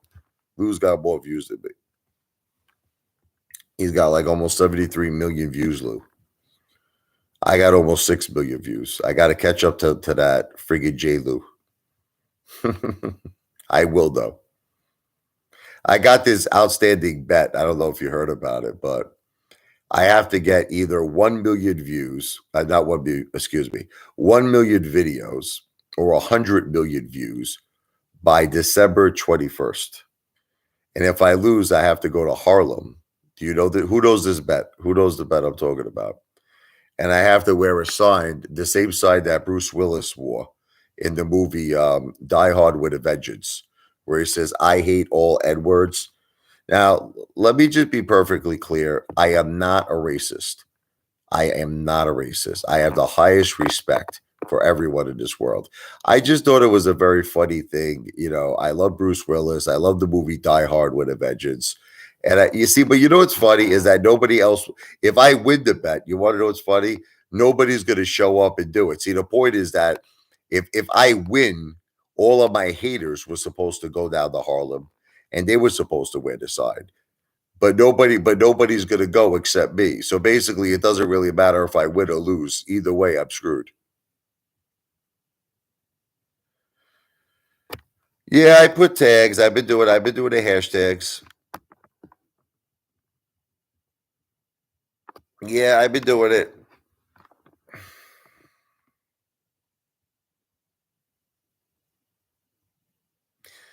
I know what you're talking about. Yeah, I know you could put I gotta do that. I gotta do more tags. I admit to you. I do admit that to you.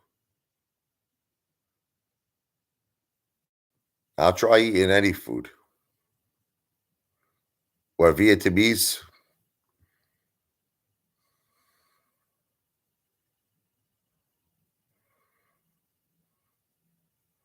I'll try it. Yeah,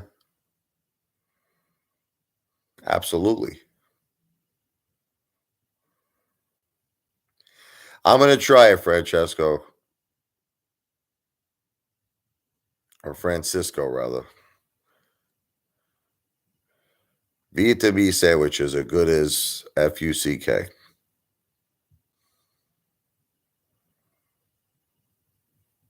How about Vietnamese women? You like them too, Dave?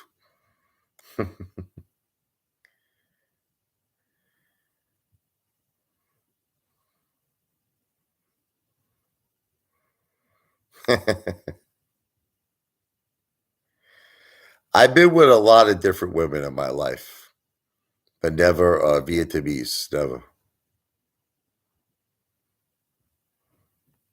I've been with a lot of different types of women, mostly Italians.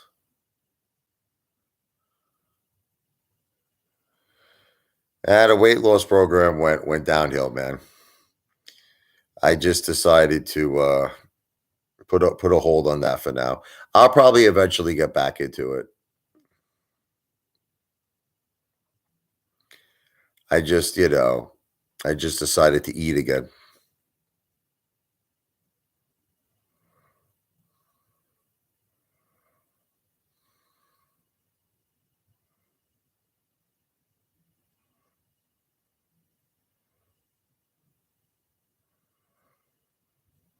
So what's on everybody's mind? Is everybody like happy right now? Are you all pissed off with the whole stock market? What's going on? What's everybody's like? What's everybody's feelings? You guys want to protest? You guys just want to say F it? I just want to just day trade now, and and I want to listen to Lou with GTII and and finger motion. You're all stressed, but the thing is, like, do you think we should do something about it?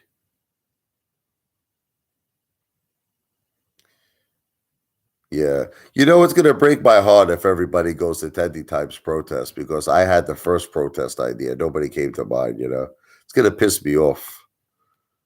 But I'll still participate in a Tendy Times protest. Yeah, nobody's gonna go. Maybe Billy will go. Remember Billy? Billy the Kid. On a town on his wheel in West Virginia. We see Jeff. That's You see, look, everybody read Jeff York's comment. He says, "I'm good. I can wait for 10 years if I have to." See, that's what happened to me, Jeff. You know what happened to me? I first came into AMC like a wild maniac. I dropped $185,500 in it at 53, thinking we were going to have a squeeze in a matter of months. And now looking back, I do regret that. I regret it. I should have started off small. I should have started off small and gradually over time built it up.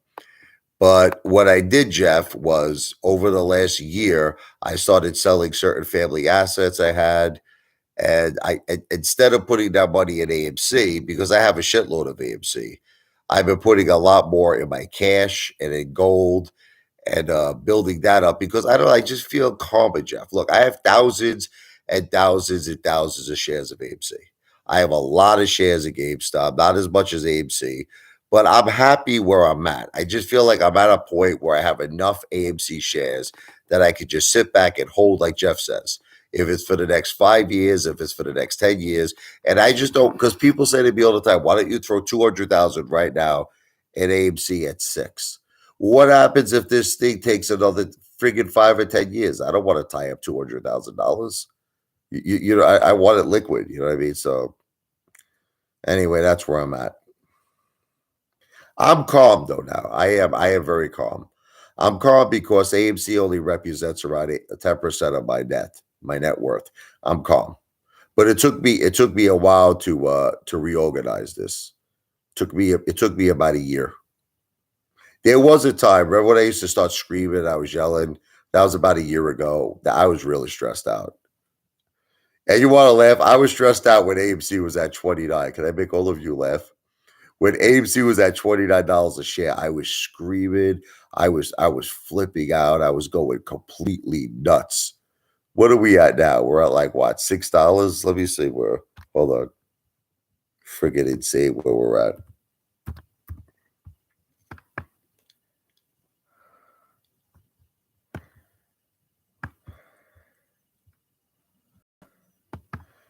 $6.10. $6.10. Insane.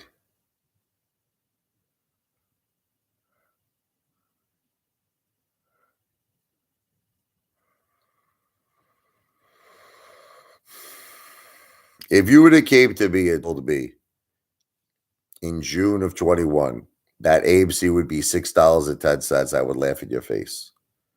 I would laugh in your face. No way would I believe that. No way.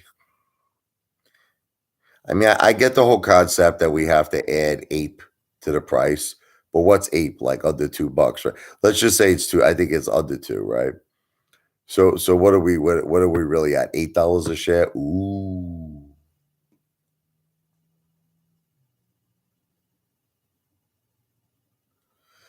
Little Play did call it right. Me and Little Play spoke about this a lot, and he did call it right. But it's like, you know what it is? What can I do at this point? Well, I'm not going to sell and lose close to $200,000. Like, so the only thing I could do is hold. That's it. I got to hold. That's it. That's why I restructured. I restructured my whole portfolio. I spent the whole year doing it, and I'm finally at a mental point where I'm calm. I'm calm. I feel like I can breathe again because now see, a lot of people didn't do that though. A lot of people didn't do what I did. They just kept buying AMC and buying AMC and buying AMC. I started buying more, just more silver, more gold. I mean, I always owned it, but I just increased my positions. And cash is king. I increased my cash positions. So that's why I make fun of Teddy Zane, because can I tell you how I feel about Teddy? And this is just some subject of my opinion. I think that Teddy Zane is cash poor. That's just how I feel. I feel that way. I don't think he has a lot of liquidity. I mean, look, he might have a nice house, he might have nice cars, but liquidity, not that much. There's no question I have more liquidity than Teddy Zane. No question. No, I would bet with him. I would bet with Teddy Zane that I have more liquidity than him. Mr. Show Off, Mr. Big Shot.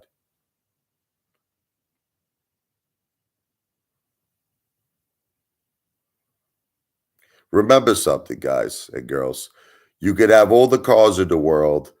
You could have a beautiful house. Like, can I tell you a story? We used to call this guy Frankie the Wolf in Brooklyn. Okay, he was a Wall Street broker. Frankie the Wolf. let's just say he worked at kind of like the movie Boiler Room. He worked in the chop shops, right? Okay. So he had his months where he made his big, huge money. It wasn't legal, but he was making big money, 150, 200,000 a month sometimes. So one time I see this guy on Avenue U. He's a good friend of mine, Frankie the Wolf. He says, "Richie, how you doing, brother? I'm Frankie. How you doing?" He pulls up in a beautiful Lamborghini, right? Gets out of the car. We go to the bagel store. This was on Avenue U, basically right before you head into the east streets. I don't know, it was West something. I don't know what it was, but it was a bagel store. So we walk in. He says to me, "Rich, can you spot me a $20 bill?" Now I say, "Excuse me, come again, come again." He goes, "Can you spot me a $20 bill?" And I said, "You're the same guy who pulled up with the Lamborghini, right? That's worth about $300,000, right?" He goes, "Yeah, yeah." And you're asking me for $20. He goes, "Bro, I see." That's what I'm saying. See, I've learned in my life that a lot of people like Teddy Zane, they have all these nice things, but they're cash poor. That's the thing. They got nice cars, they got a nice house.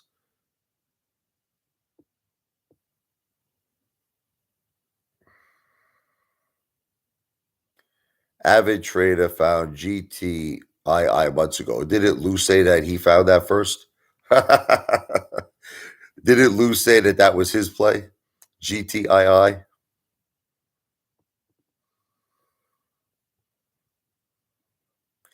What do you think about GTII? I think it's over, bro. What do you think? I know what you're gonna say. Did you see the short interest? Did you see? I know. Same thing with Redbox, though. Redbox had 1,000% short interest. These market makers are always screwing us, man. I don't know. I feel like GTII is kind of heading back down now. That's it. I think. Look, if you got into that bad boy at 60 cents or 40 cents, you made your money. Yeah, AVCT. Well, that was supposed to be what the whole buyout thing with Microsoft or something, right? Wasn't that what everybody was banking on? It's like I said, Blaze. It's like I said. I believe in the AMC short squeeze. I believe in the GameStop short squeeze. The thing is, I just don't know when it's going to happen. It could be a year from now. It could be 2 years from now. It could be 3 years from now, or it could be a couple of days from now. It could be a week from now. So the thing is, what I'm trying to do now is I'm trying to be the new Apefather. You understand? I'm trying to tell people, but I get a lot of hate. I get a lot of hate. I'm trying to tell people have enough money in AMC and GameStop where you don't need to sell. In other words, you don't need this money to eat. You don't need this money to pay your bills. You don't need this money to survive. That's what like here's an example. Let's say you have 5,000 shares. You're going to get very upset at what I'm about to say. Let's say you have 5,000 shares of AMC at its current price 6, 12, 18, 21. To what is it? 27,000. Let's say if you got $27,000 in AMC. Now let's say that's all the money to your name is that 27,000. You needed to like pay bills, you needed to eat, you need to survive. Maybe you should consider, I know it sounds crazy, selling half of it so that you have money on you to pay your bills and you can eat and you can survive. And this way, the remaining 2,500 shares, you're good. You know what I mean? You could hold that shit for the next 2 years. I know that you think I'm being a jerk or anything, but I would just rather have people have enough AMC where they don't have to sell. That's what I'm saying. Because that's the way we're going to beat these pieces of garbage hedge funds. We're going to beat them because we have to hold for as long as it takes. And then we're going to beat these mother effers. We're going to beat them. We're going to win. But the problem is people are selling everything. They're not saving. It's like I've spoke to people and they told me they're like, I'm completely out of AMC. And then a lot of them went to Teddy Zane. And that's another thing I have against Teddy Zane. Hey, what's up, brother? OG Star Walker. the Star Walker. What's up, my man? And I was looking at Teddy Zane's comments. A lot of people were like, "I'm down 60,000. I'm down 70,000.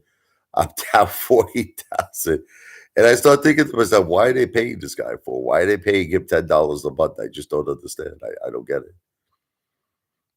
And even Teddy Zane was saying it. He was like, "I'm down 50,000." I don't know. It's anybody's guess, right?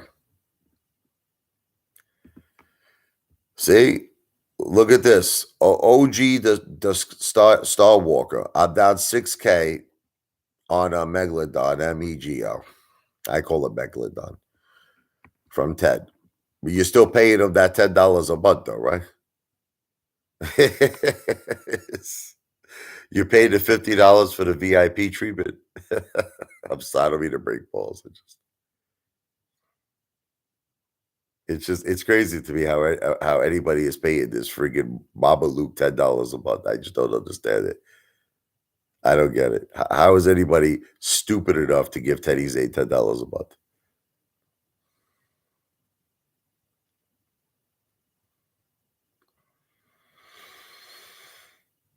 It's like the guy's bragging, no? It's like Teddy Zane, he's bragging. He's bragging. I got all this cars, I got all this money. And then after he brags, right? And he rubs it and shoves it in your face. What does he say? Oh, by the way, give me $10.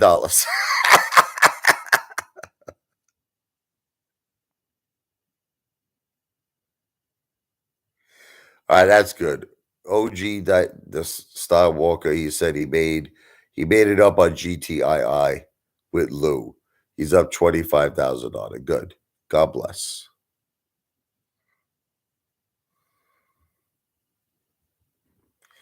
You know what I find very interesting? Can I ask all of you a question? If Lou is doing so good with this GTII, why is all of his views down? Like, you know what I mean? You would think his views would be going up. You would think his subscriptions would be going up. But yet, whenever Lou talks about GTII, I notice he gets less views, less subscribers. And then whenever Lou talks about AMC, he gets an insane amount of views. Insane. People keep asking me this. Like I said before, Blaze, I've had a lot of problems. People called Child Protective Services on me and my family. My children had to sit in a principal's office where the Child Protective Service agent was asking the principal questions such as that I potentially might starve my children. Me and Teddy Time had a fight a long time ago. He claims he had nothing to do with Child Protective Services, but I just got to the point after that where I no longer want to show my portfolio. Look, you see the way I live. You guys know I'm doing very well. I just would prefer not to show it. That's it. I just don't want to do it no more. I've done a lot for the apes. I donated money. They called me the scam father, the fat father.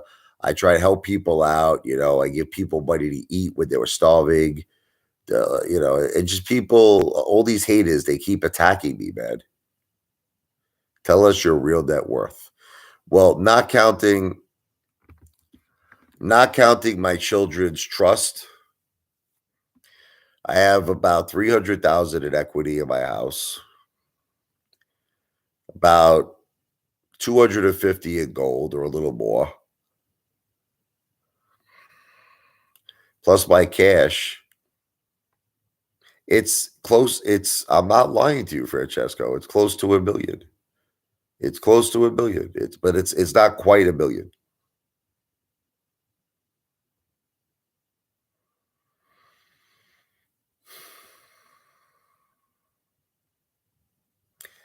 My net worth is definitely not $10 million. It's under one. It's under 1 mil.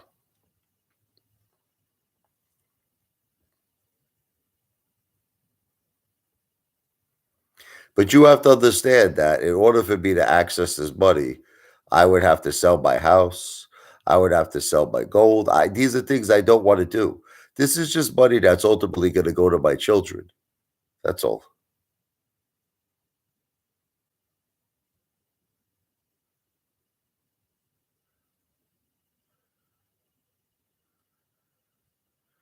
I do have income. I've been in sales for 20 years. I have a book of business that still earns me income from both Hilton and City Search. Yes, I do have a monthly income. I don't know why everybody is so concerned with my finances for. I just don't understand. Like, what's the difference? Just worry about your finances.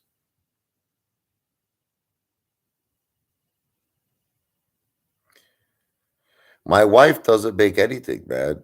My wife got turned down for Social Security income, Social Security disability, because I told you she stopped working at a certain point. She got severe pain. She didn't know it was breast cancer. And the Social Security Administration turned down my wife for Social Security disability. So my wife does not make any money. My mother makes an extremely small pension. She worked in the Board of Education. Very, very small. I know, but it doesn't work that way, Francesco. It's they look at this is something that I can teach all of you. You could work for 30 years, 40 years, but let's say you stop working at a certain point and you don't work for 3 or 4 years or whatever. For some reason, Social Security has these rules where you then don't qualify for Social Security disability. It's fucking crazy. Excuse my language. It's crazy, man. I'm telling you, I appealed it 3 times. And we lost. There's nothing I could do, man. And that's why I get so upset. You get these illegal immigrants that come into this country and they get free everything, free Medicare, what is it, Medicaid rather, free prescription drugs, free everything, food stamps, Section 8. And my poor wife never got her Social Security disability, and there's nothing we could do about it. But the good thing is that we might be getting a very large settlement because she did get breast cancer of no fault of her own, and that could be upwards of $1 million. My mother got a pension. She worked at the Board of Education. She was a school aide.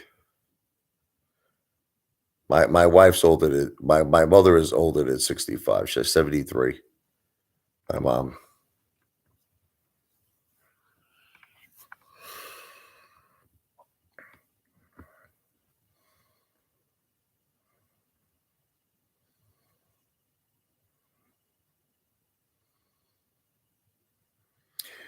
Why don't we talk about Lou? How much do you think Lou is worth? Lou claims to be a multimillionaire.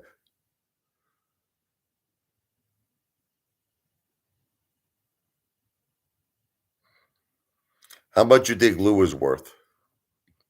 Net worth. $1. One nut. Lou did make money on YouTube. Listen, I spoke to someone who was a very big YouTuber. I can't, without his permission, I can't give out his name, but he had a certain source. And he found out Lou made, according to this very, very influential YouTuber, Lou made $188,000 on YouTube from ad revenue. I thought he made a lot more. I first was under the impression that Lou made like 400, 500,000. But you see, the thing I learned about being a YouTuber is that certain videos YouTube classify as limited because it could be cursing, inappropriate language. And then these videos make either no money or very little money. So you got to figure most of Lou's money is probably limited. I mean, not money, his videos.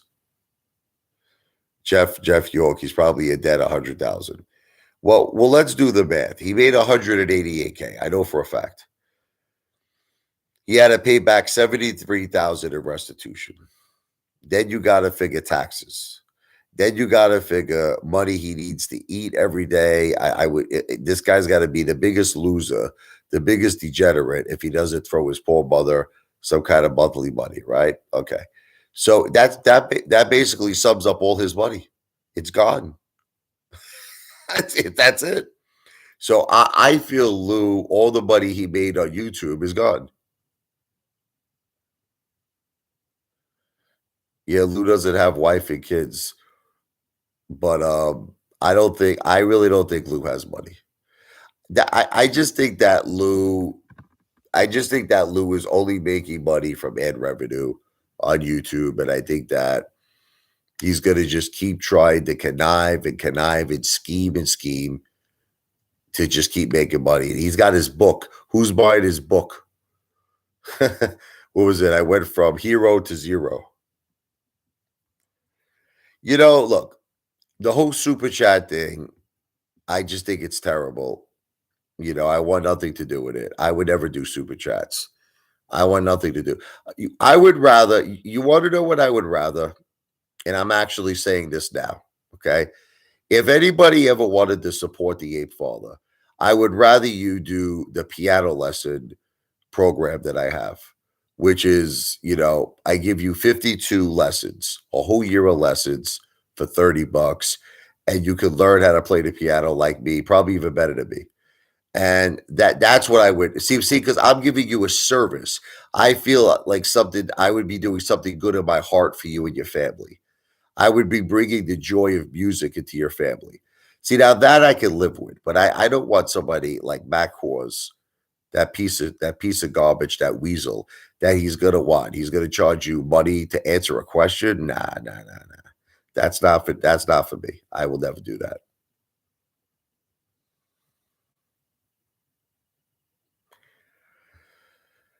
I don't really. You want to know OG the Skywalker? I don't look at Ape at all.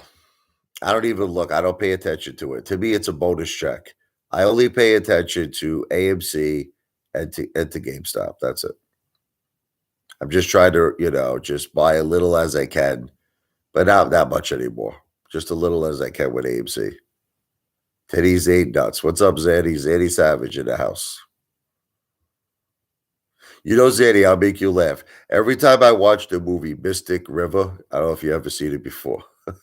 I think of you because there's these two guys they call the Savage Brothers. And every time I watch that movie, I'm like, it's the Savage Brothers. I laugh.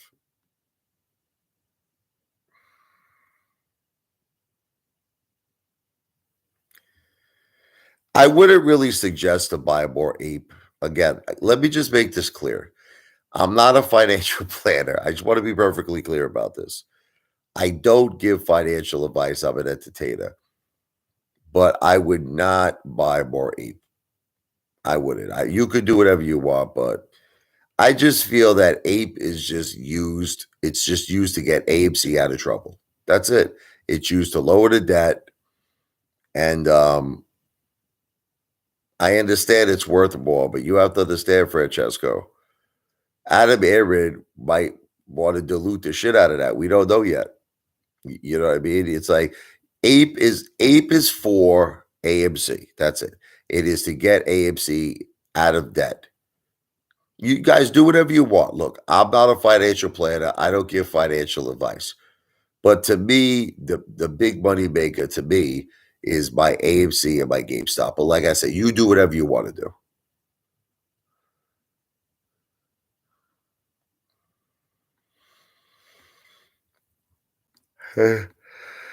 Get tired. Yeah, right. Buying another gold mine. Yeah, I don't even know why Adam did that with that Highcroft. I don't get it. I'm getting tired right now, actually. I feel like getting a little rest now. I do sleep, but I sleep during the day mostly. I sleep during the like from like 9 o'clock. You're like during market hours to like 1 or 2. Lou's been saying he's suing me, Zaddy, for a year and a half, Lou. Lou's been saying, Zaddy. Lou's been saying he's been serving me papers for about a year and a half. So I don't know. Teddy Zay wants to sue me now too. Did you hear about that one? So I got Teddy Zay wants to sue me and Lou wants to sue me.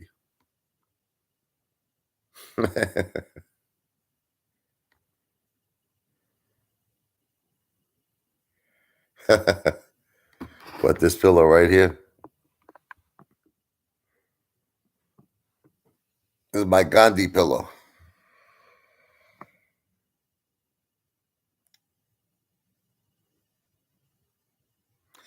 Zanny, we've been talking about Teddy Zane this like for the last hour. I think Teddy is cash poor. I think that he's begging people for $10 a month. I think that he's all show. He may own 6 cars. Who knows if these cars are leased, financed. Who knows if he has one, two, three mortgages on his house. Imagine the smell. The smell's not bad. It's not bad. Look, smells good.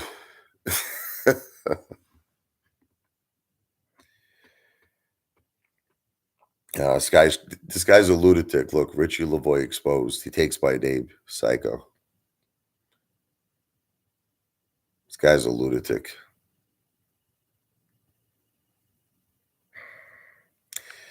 I'm like the immortal Richie Lavoie. I stay up all night. Yeah, Teddy is cash poor. Teddy is cash poor. It just look. I'll say alleged. Okay, it's alleged. That's just how I feel.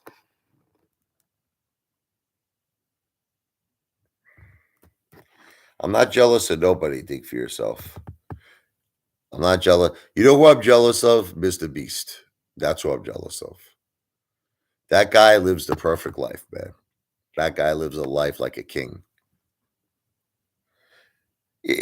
I keep getting asked the same questions over and over again, and I'm so sick and tired of asking of answering them. I had a tutoring business called Sky's the Limit Tutoring when I was in Staten Island. I funded it myself. I had 2 teachers on the payroll. We decided to move to Barnegat, New Jersey. It was too far of a commute. I sold the business. Really, it was just the woman just gave me cash. She had a speech therapy business. She was subleasing one of the offices from me, and that's it. That was the end of it. I mean, why do you keep asking me about it? I'm not a tax scammer. Psychopathic lunatics.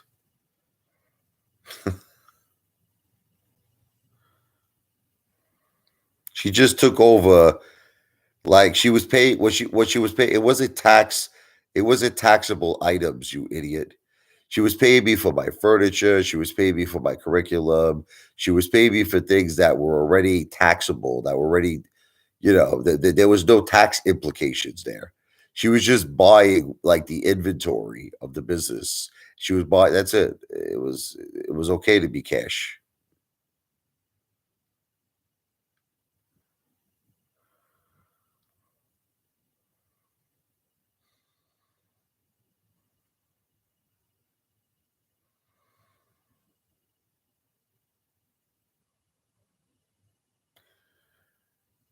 Yeah, I might take a little break here, guys. I love all of you. Starting to get tired here. I want to go downstairs and eat a little bit. But I want you all to know that the Apefather loves you. What's this guy? Real question. Sure, you're a great father and husband, but you're on YouTube all day. Because let me answer that question. Eat live. All I do is eat live. Sometimes I just want to relax and watch a little TV. Maybe I'll eat a little something for Zaddy, we'll see. But YouTube is just something I want to make a career on. You understand? And I feel blessed because I'm with my family all day. This is what people don't understand. I'm with my children all day. I'm with my wife. I don't know if you saw, did you see all the birthday parties we celebrated for Michael? I took him to the bowling alley. I took him to Carmine's. I took him to Buffalo Wild Wings, Fridays. I mean, I'm with my kids all the time, man. I just don't understand. I don't think you guys know that. There are people who are doctors, they're never with their families, they're never with their children. So being a YouTuber, I have the luxury to be with my family all day long. But I'm filming, so what? That's what I want to do. Listen, it's they ask the same question to Mr. Beast. Now I'm not comparing myself to Mr. Beast. Mr. Beast is an extremely successful YouTuber, and I'm nothing. Okay, but we have something in common. We both love YouTube. Mr. Beast is on. He said, all I'm thinking about 7 days a week is YouTube. That's what Mr. Beast said. And that's how I feel. I'm always thinking about YouTube 7 days a week. So this is the life I choose. You know, maybe you all disagree with it, but the life I choose is I want YouTube to be my entire life, 7 days a week. That's it. But I promise you, I'm always with my family and I see my kids more than probably any other father on earth.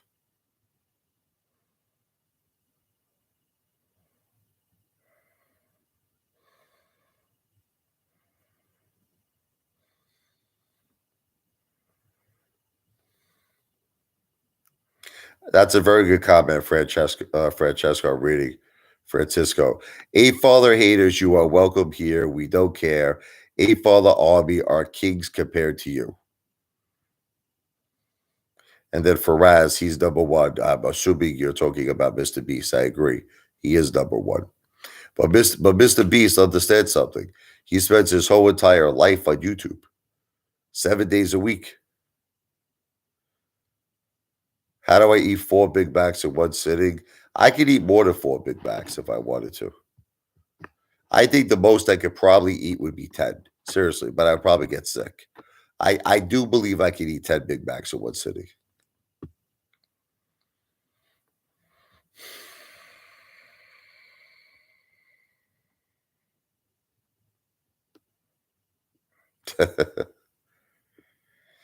I always eat McDonald's. Kind of getting a little sick of it.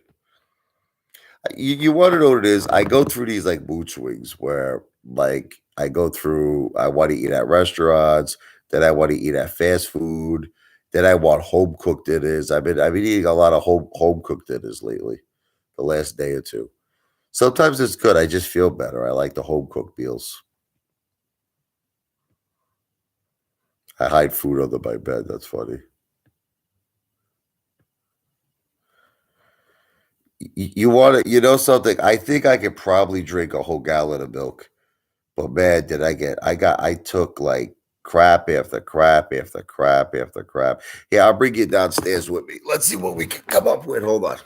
I'll bring everybody downstairs with me. Where's my glasses here? Hold on. I'm upstairs right now. Nah, I'm under 320. I'm not 360. Probably 290, 295. Everybody's sleeping here.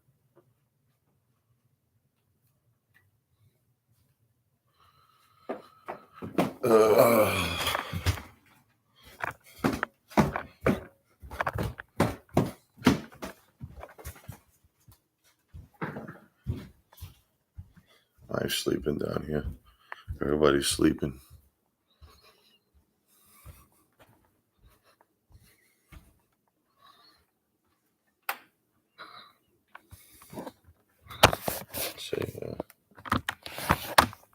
Give me 1 second. Give me 1 second.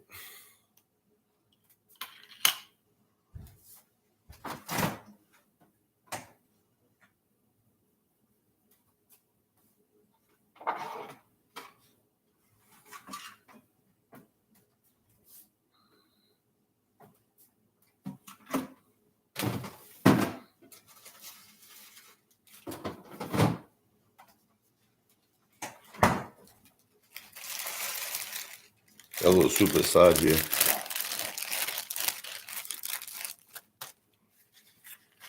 Tony Soprano style. I went through the whole pound.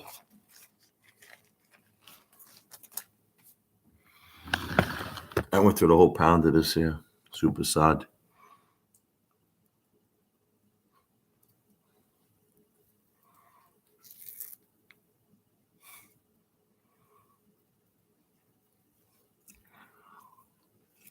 It's real good stuff.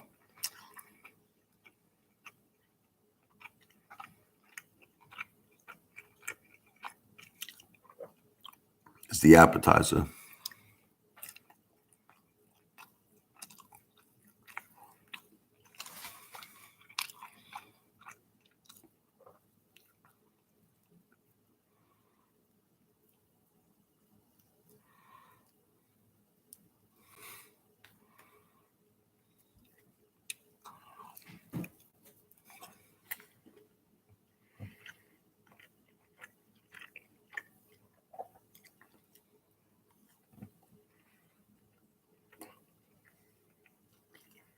A lot of Alka-Seltzer I drink.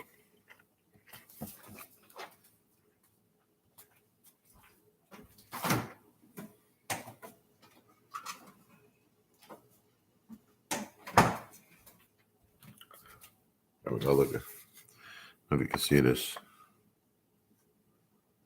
it's kind of hard to.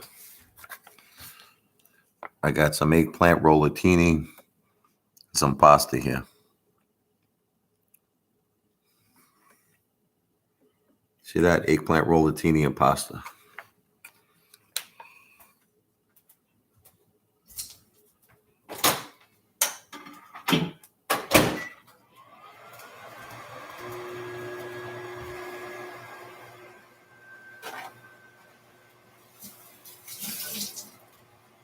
I cleaned my computer here. Got a little sauce on it.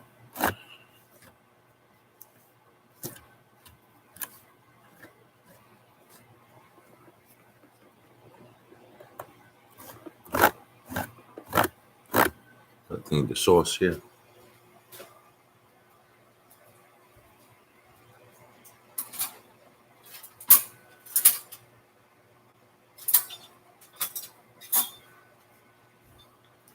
Roll with it, baby.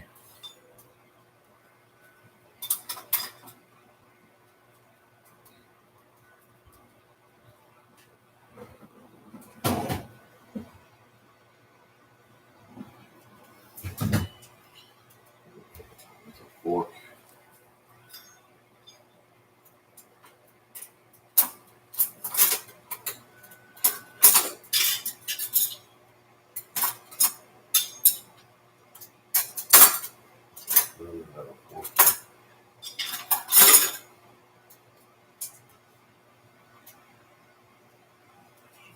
This is my wife's fork. Where the fuck did she put the forks?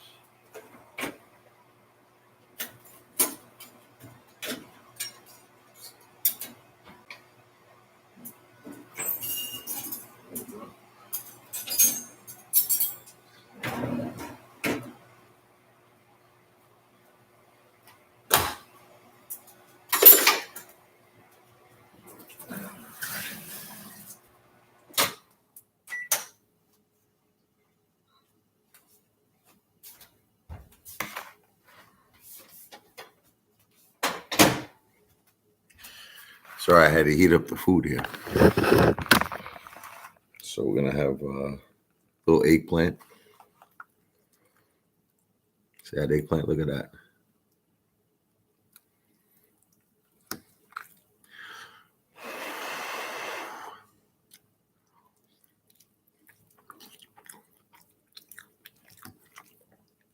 Eggplant rollatini in the house, baby.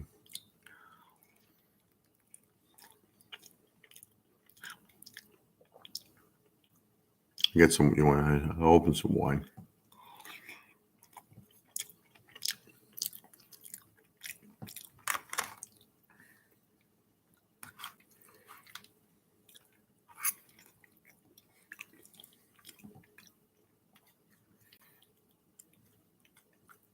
A little spaghetti.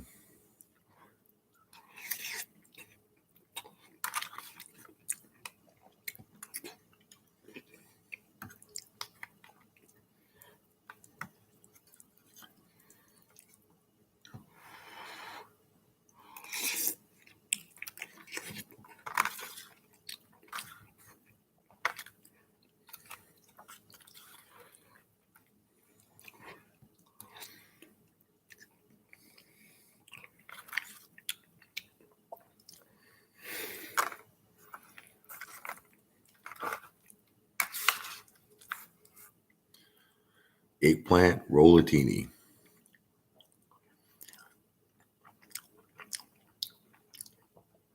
This is good stuff here.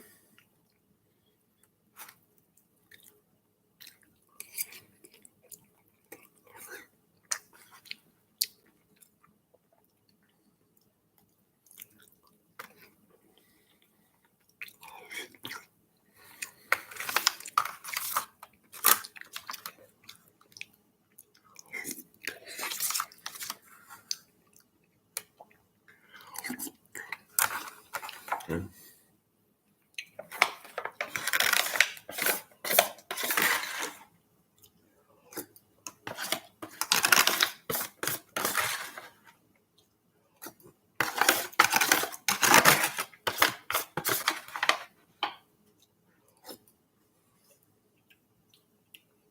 All done.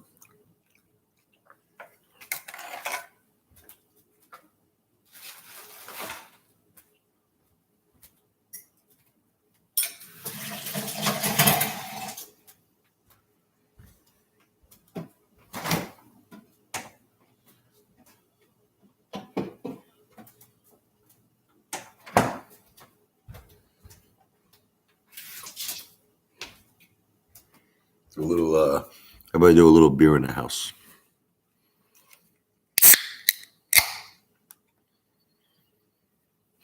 I woke up this morning and I got myself a beer. I said I woke up this morning, I got myself a beer. Down to the roadhouse, we're gonna have a real good time. Salud, Jim Morrison. May you rest in peace. You were a legend. God bless you. God bless you, and God bless my ape brothers, my ape sisters. I wish you all the best of health, happiness, and success. Jindani. Salud.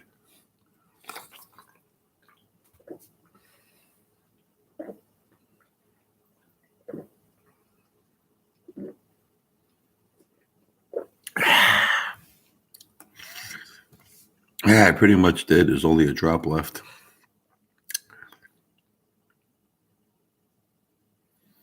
You keep drinking, right? Let's see what's in here.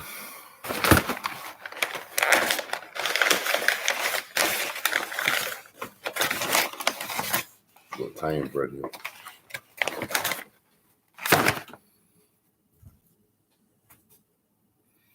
You know what you do? You got to put a little butter on this bad boy to make it taste good. And we need butter.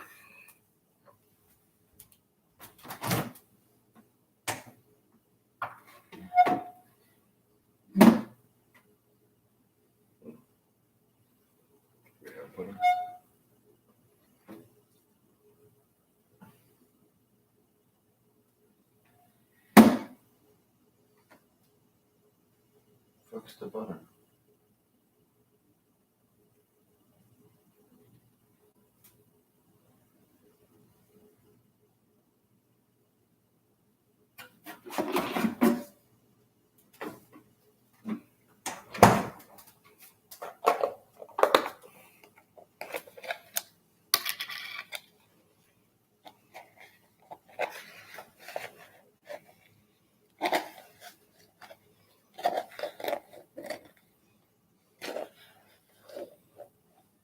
Oh, butter in the house.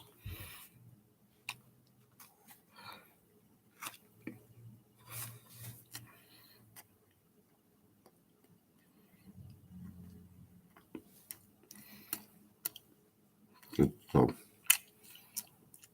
little Italian bread and butter.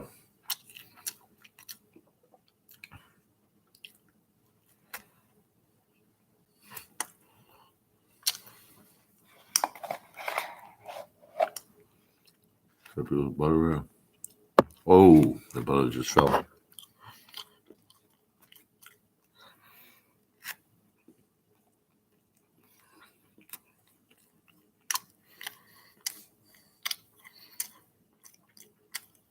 You're the man too, for Roz. I'll get my children food. Don't worry about it. A little late night snack. Late night Tony Soprano snack.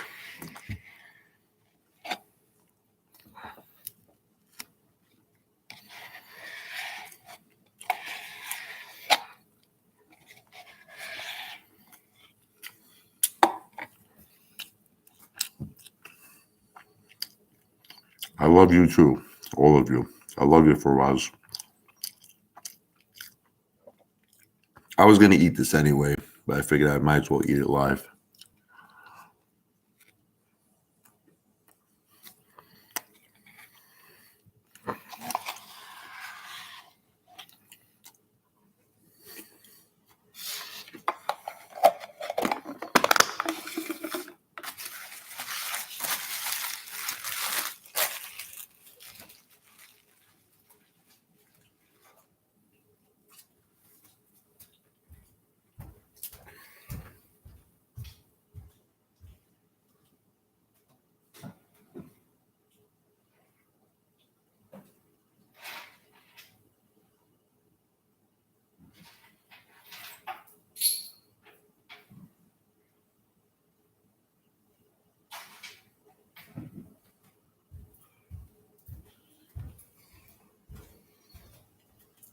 I got my chain upstairs.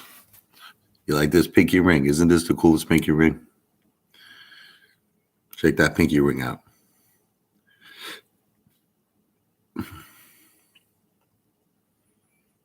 Nice, right? I got my gold bracelet. This is the Brooklyn style. I got my nice Movado here.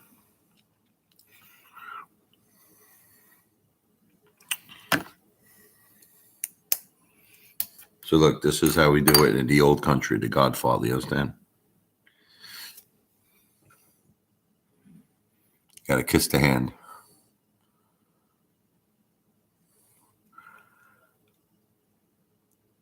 That's the Godfather ring.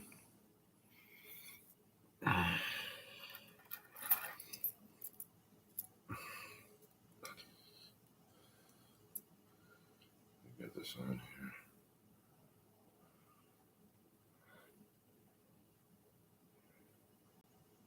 I can't get this all without my wife, but you get the point. It's nothing, no gay. Pinky rings are for the Dons, bro. Don Corleone, what are you talking about? The head of the family. Testicle analysis right here.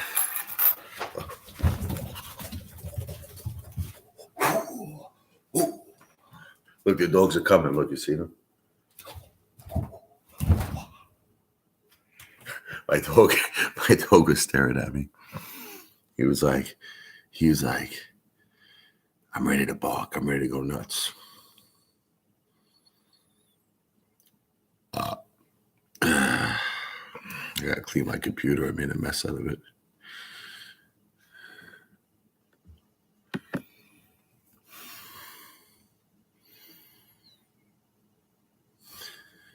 Salute here.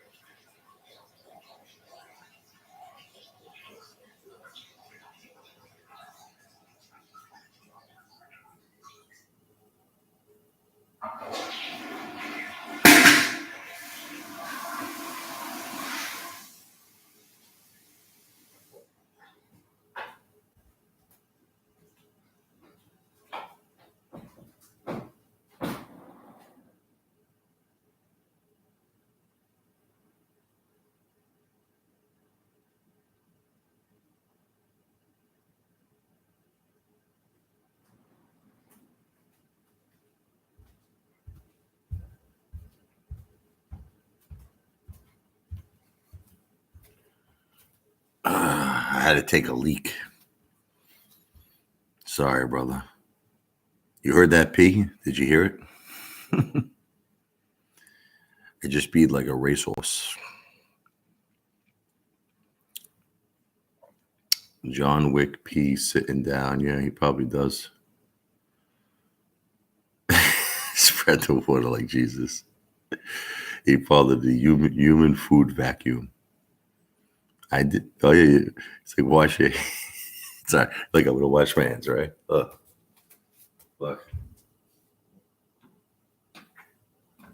Look, you see the soap? Soap.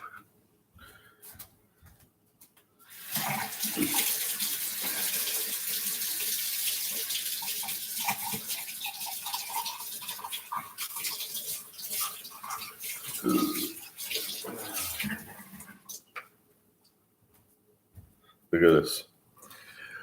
We took a whole cup of these mints from Carmine's. You know the mints they give you at Carmine's. Carmine's. I love these mints. I love this for you. A little mint in the house here. Little mint after you eat. Very good. One more of these mints.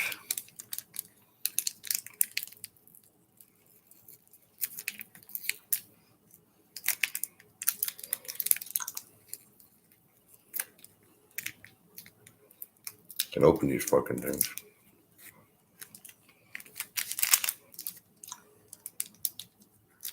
Fucking motherfucker.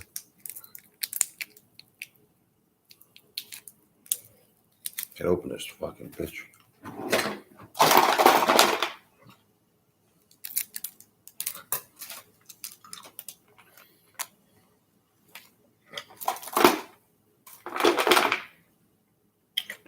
Ooh, McDonald's toy.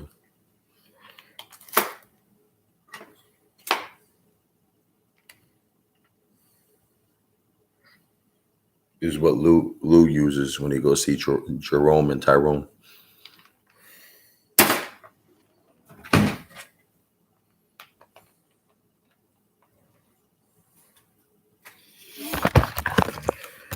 It's been fun, but it is time for me to relax a little bit, watch a little TV. So I just want to say, buonanotte in Italian. Good night. I love all of you. Stay strong. I'll do a lot more of these lives, I promise, okay? Have a great night. Good night to all of you. God bless you and God bless your families.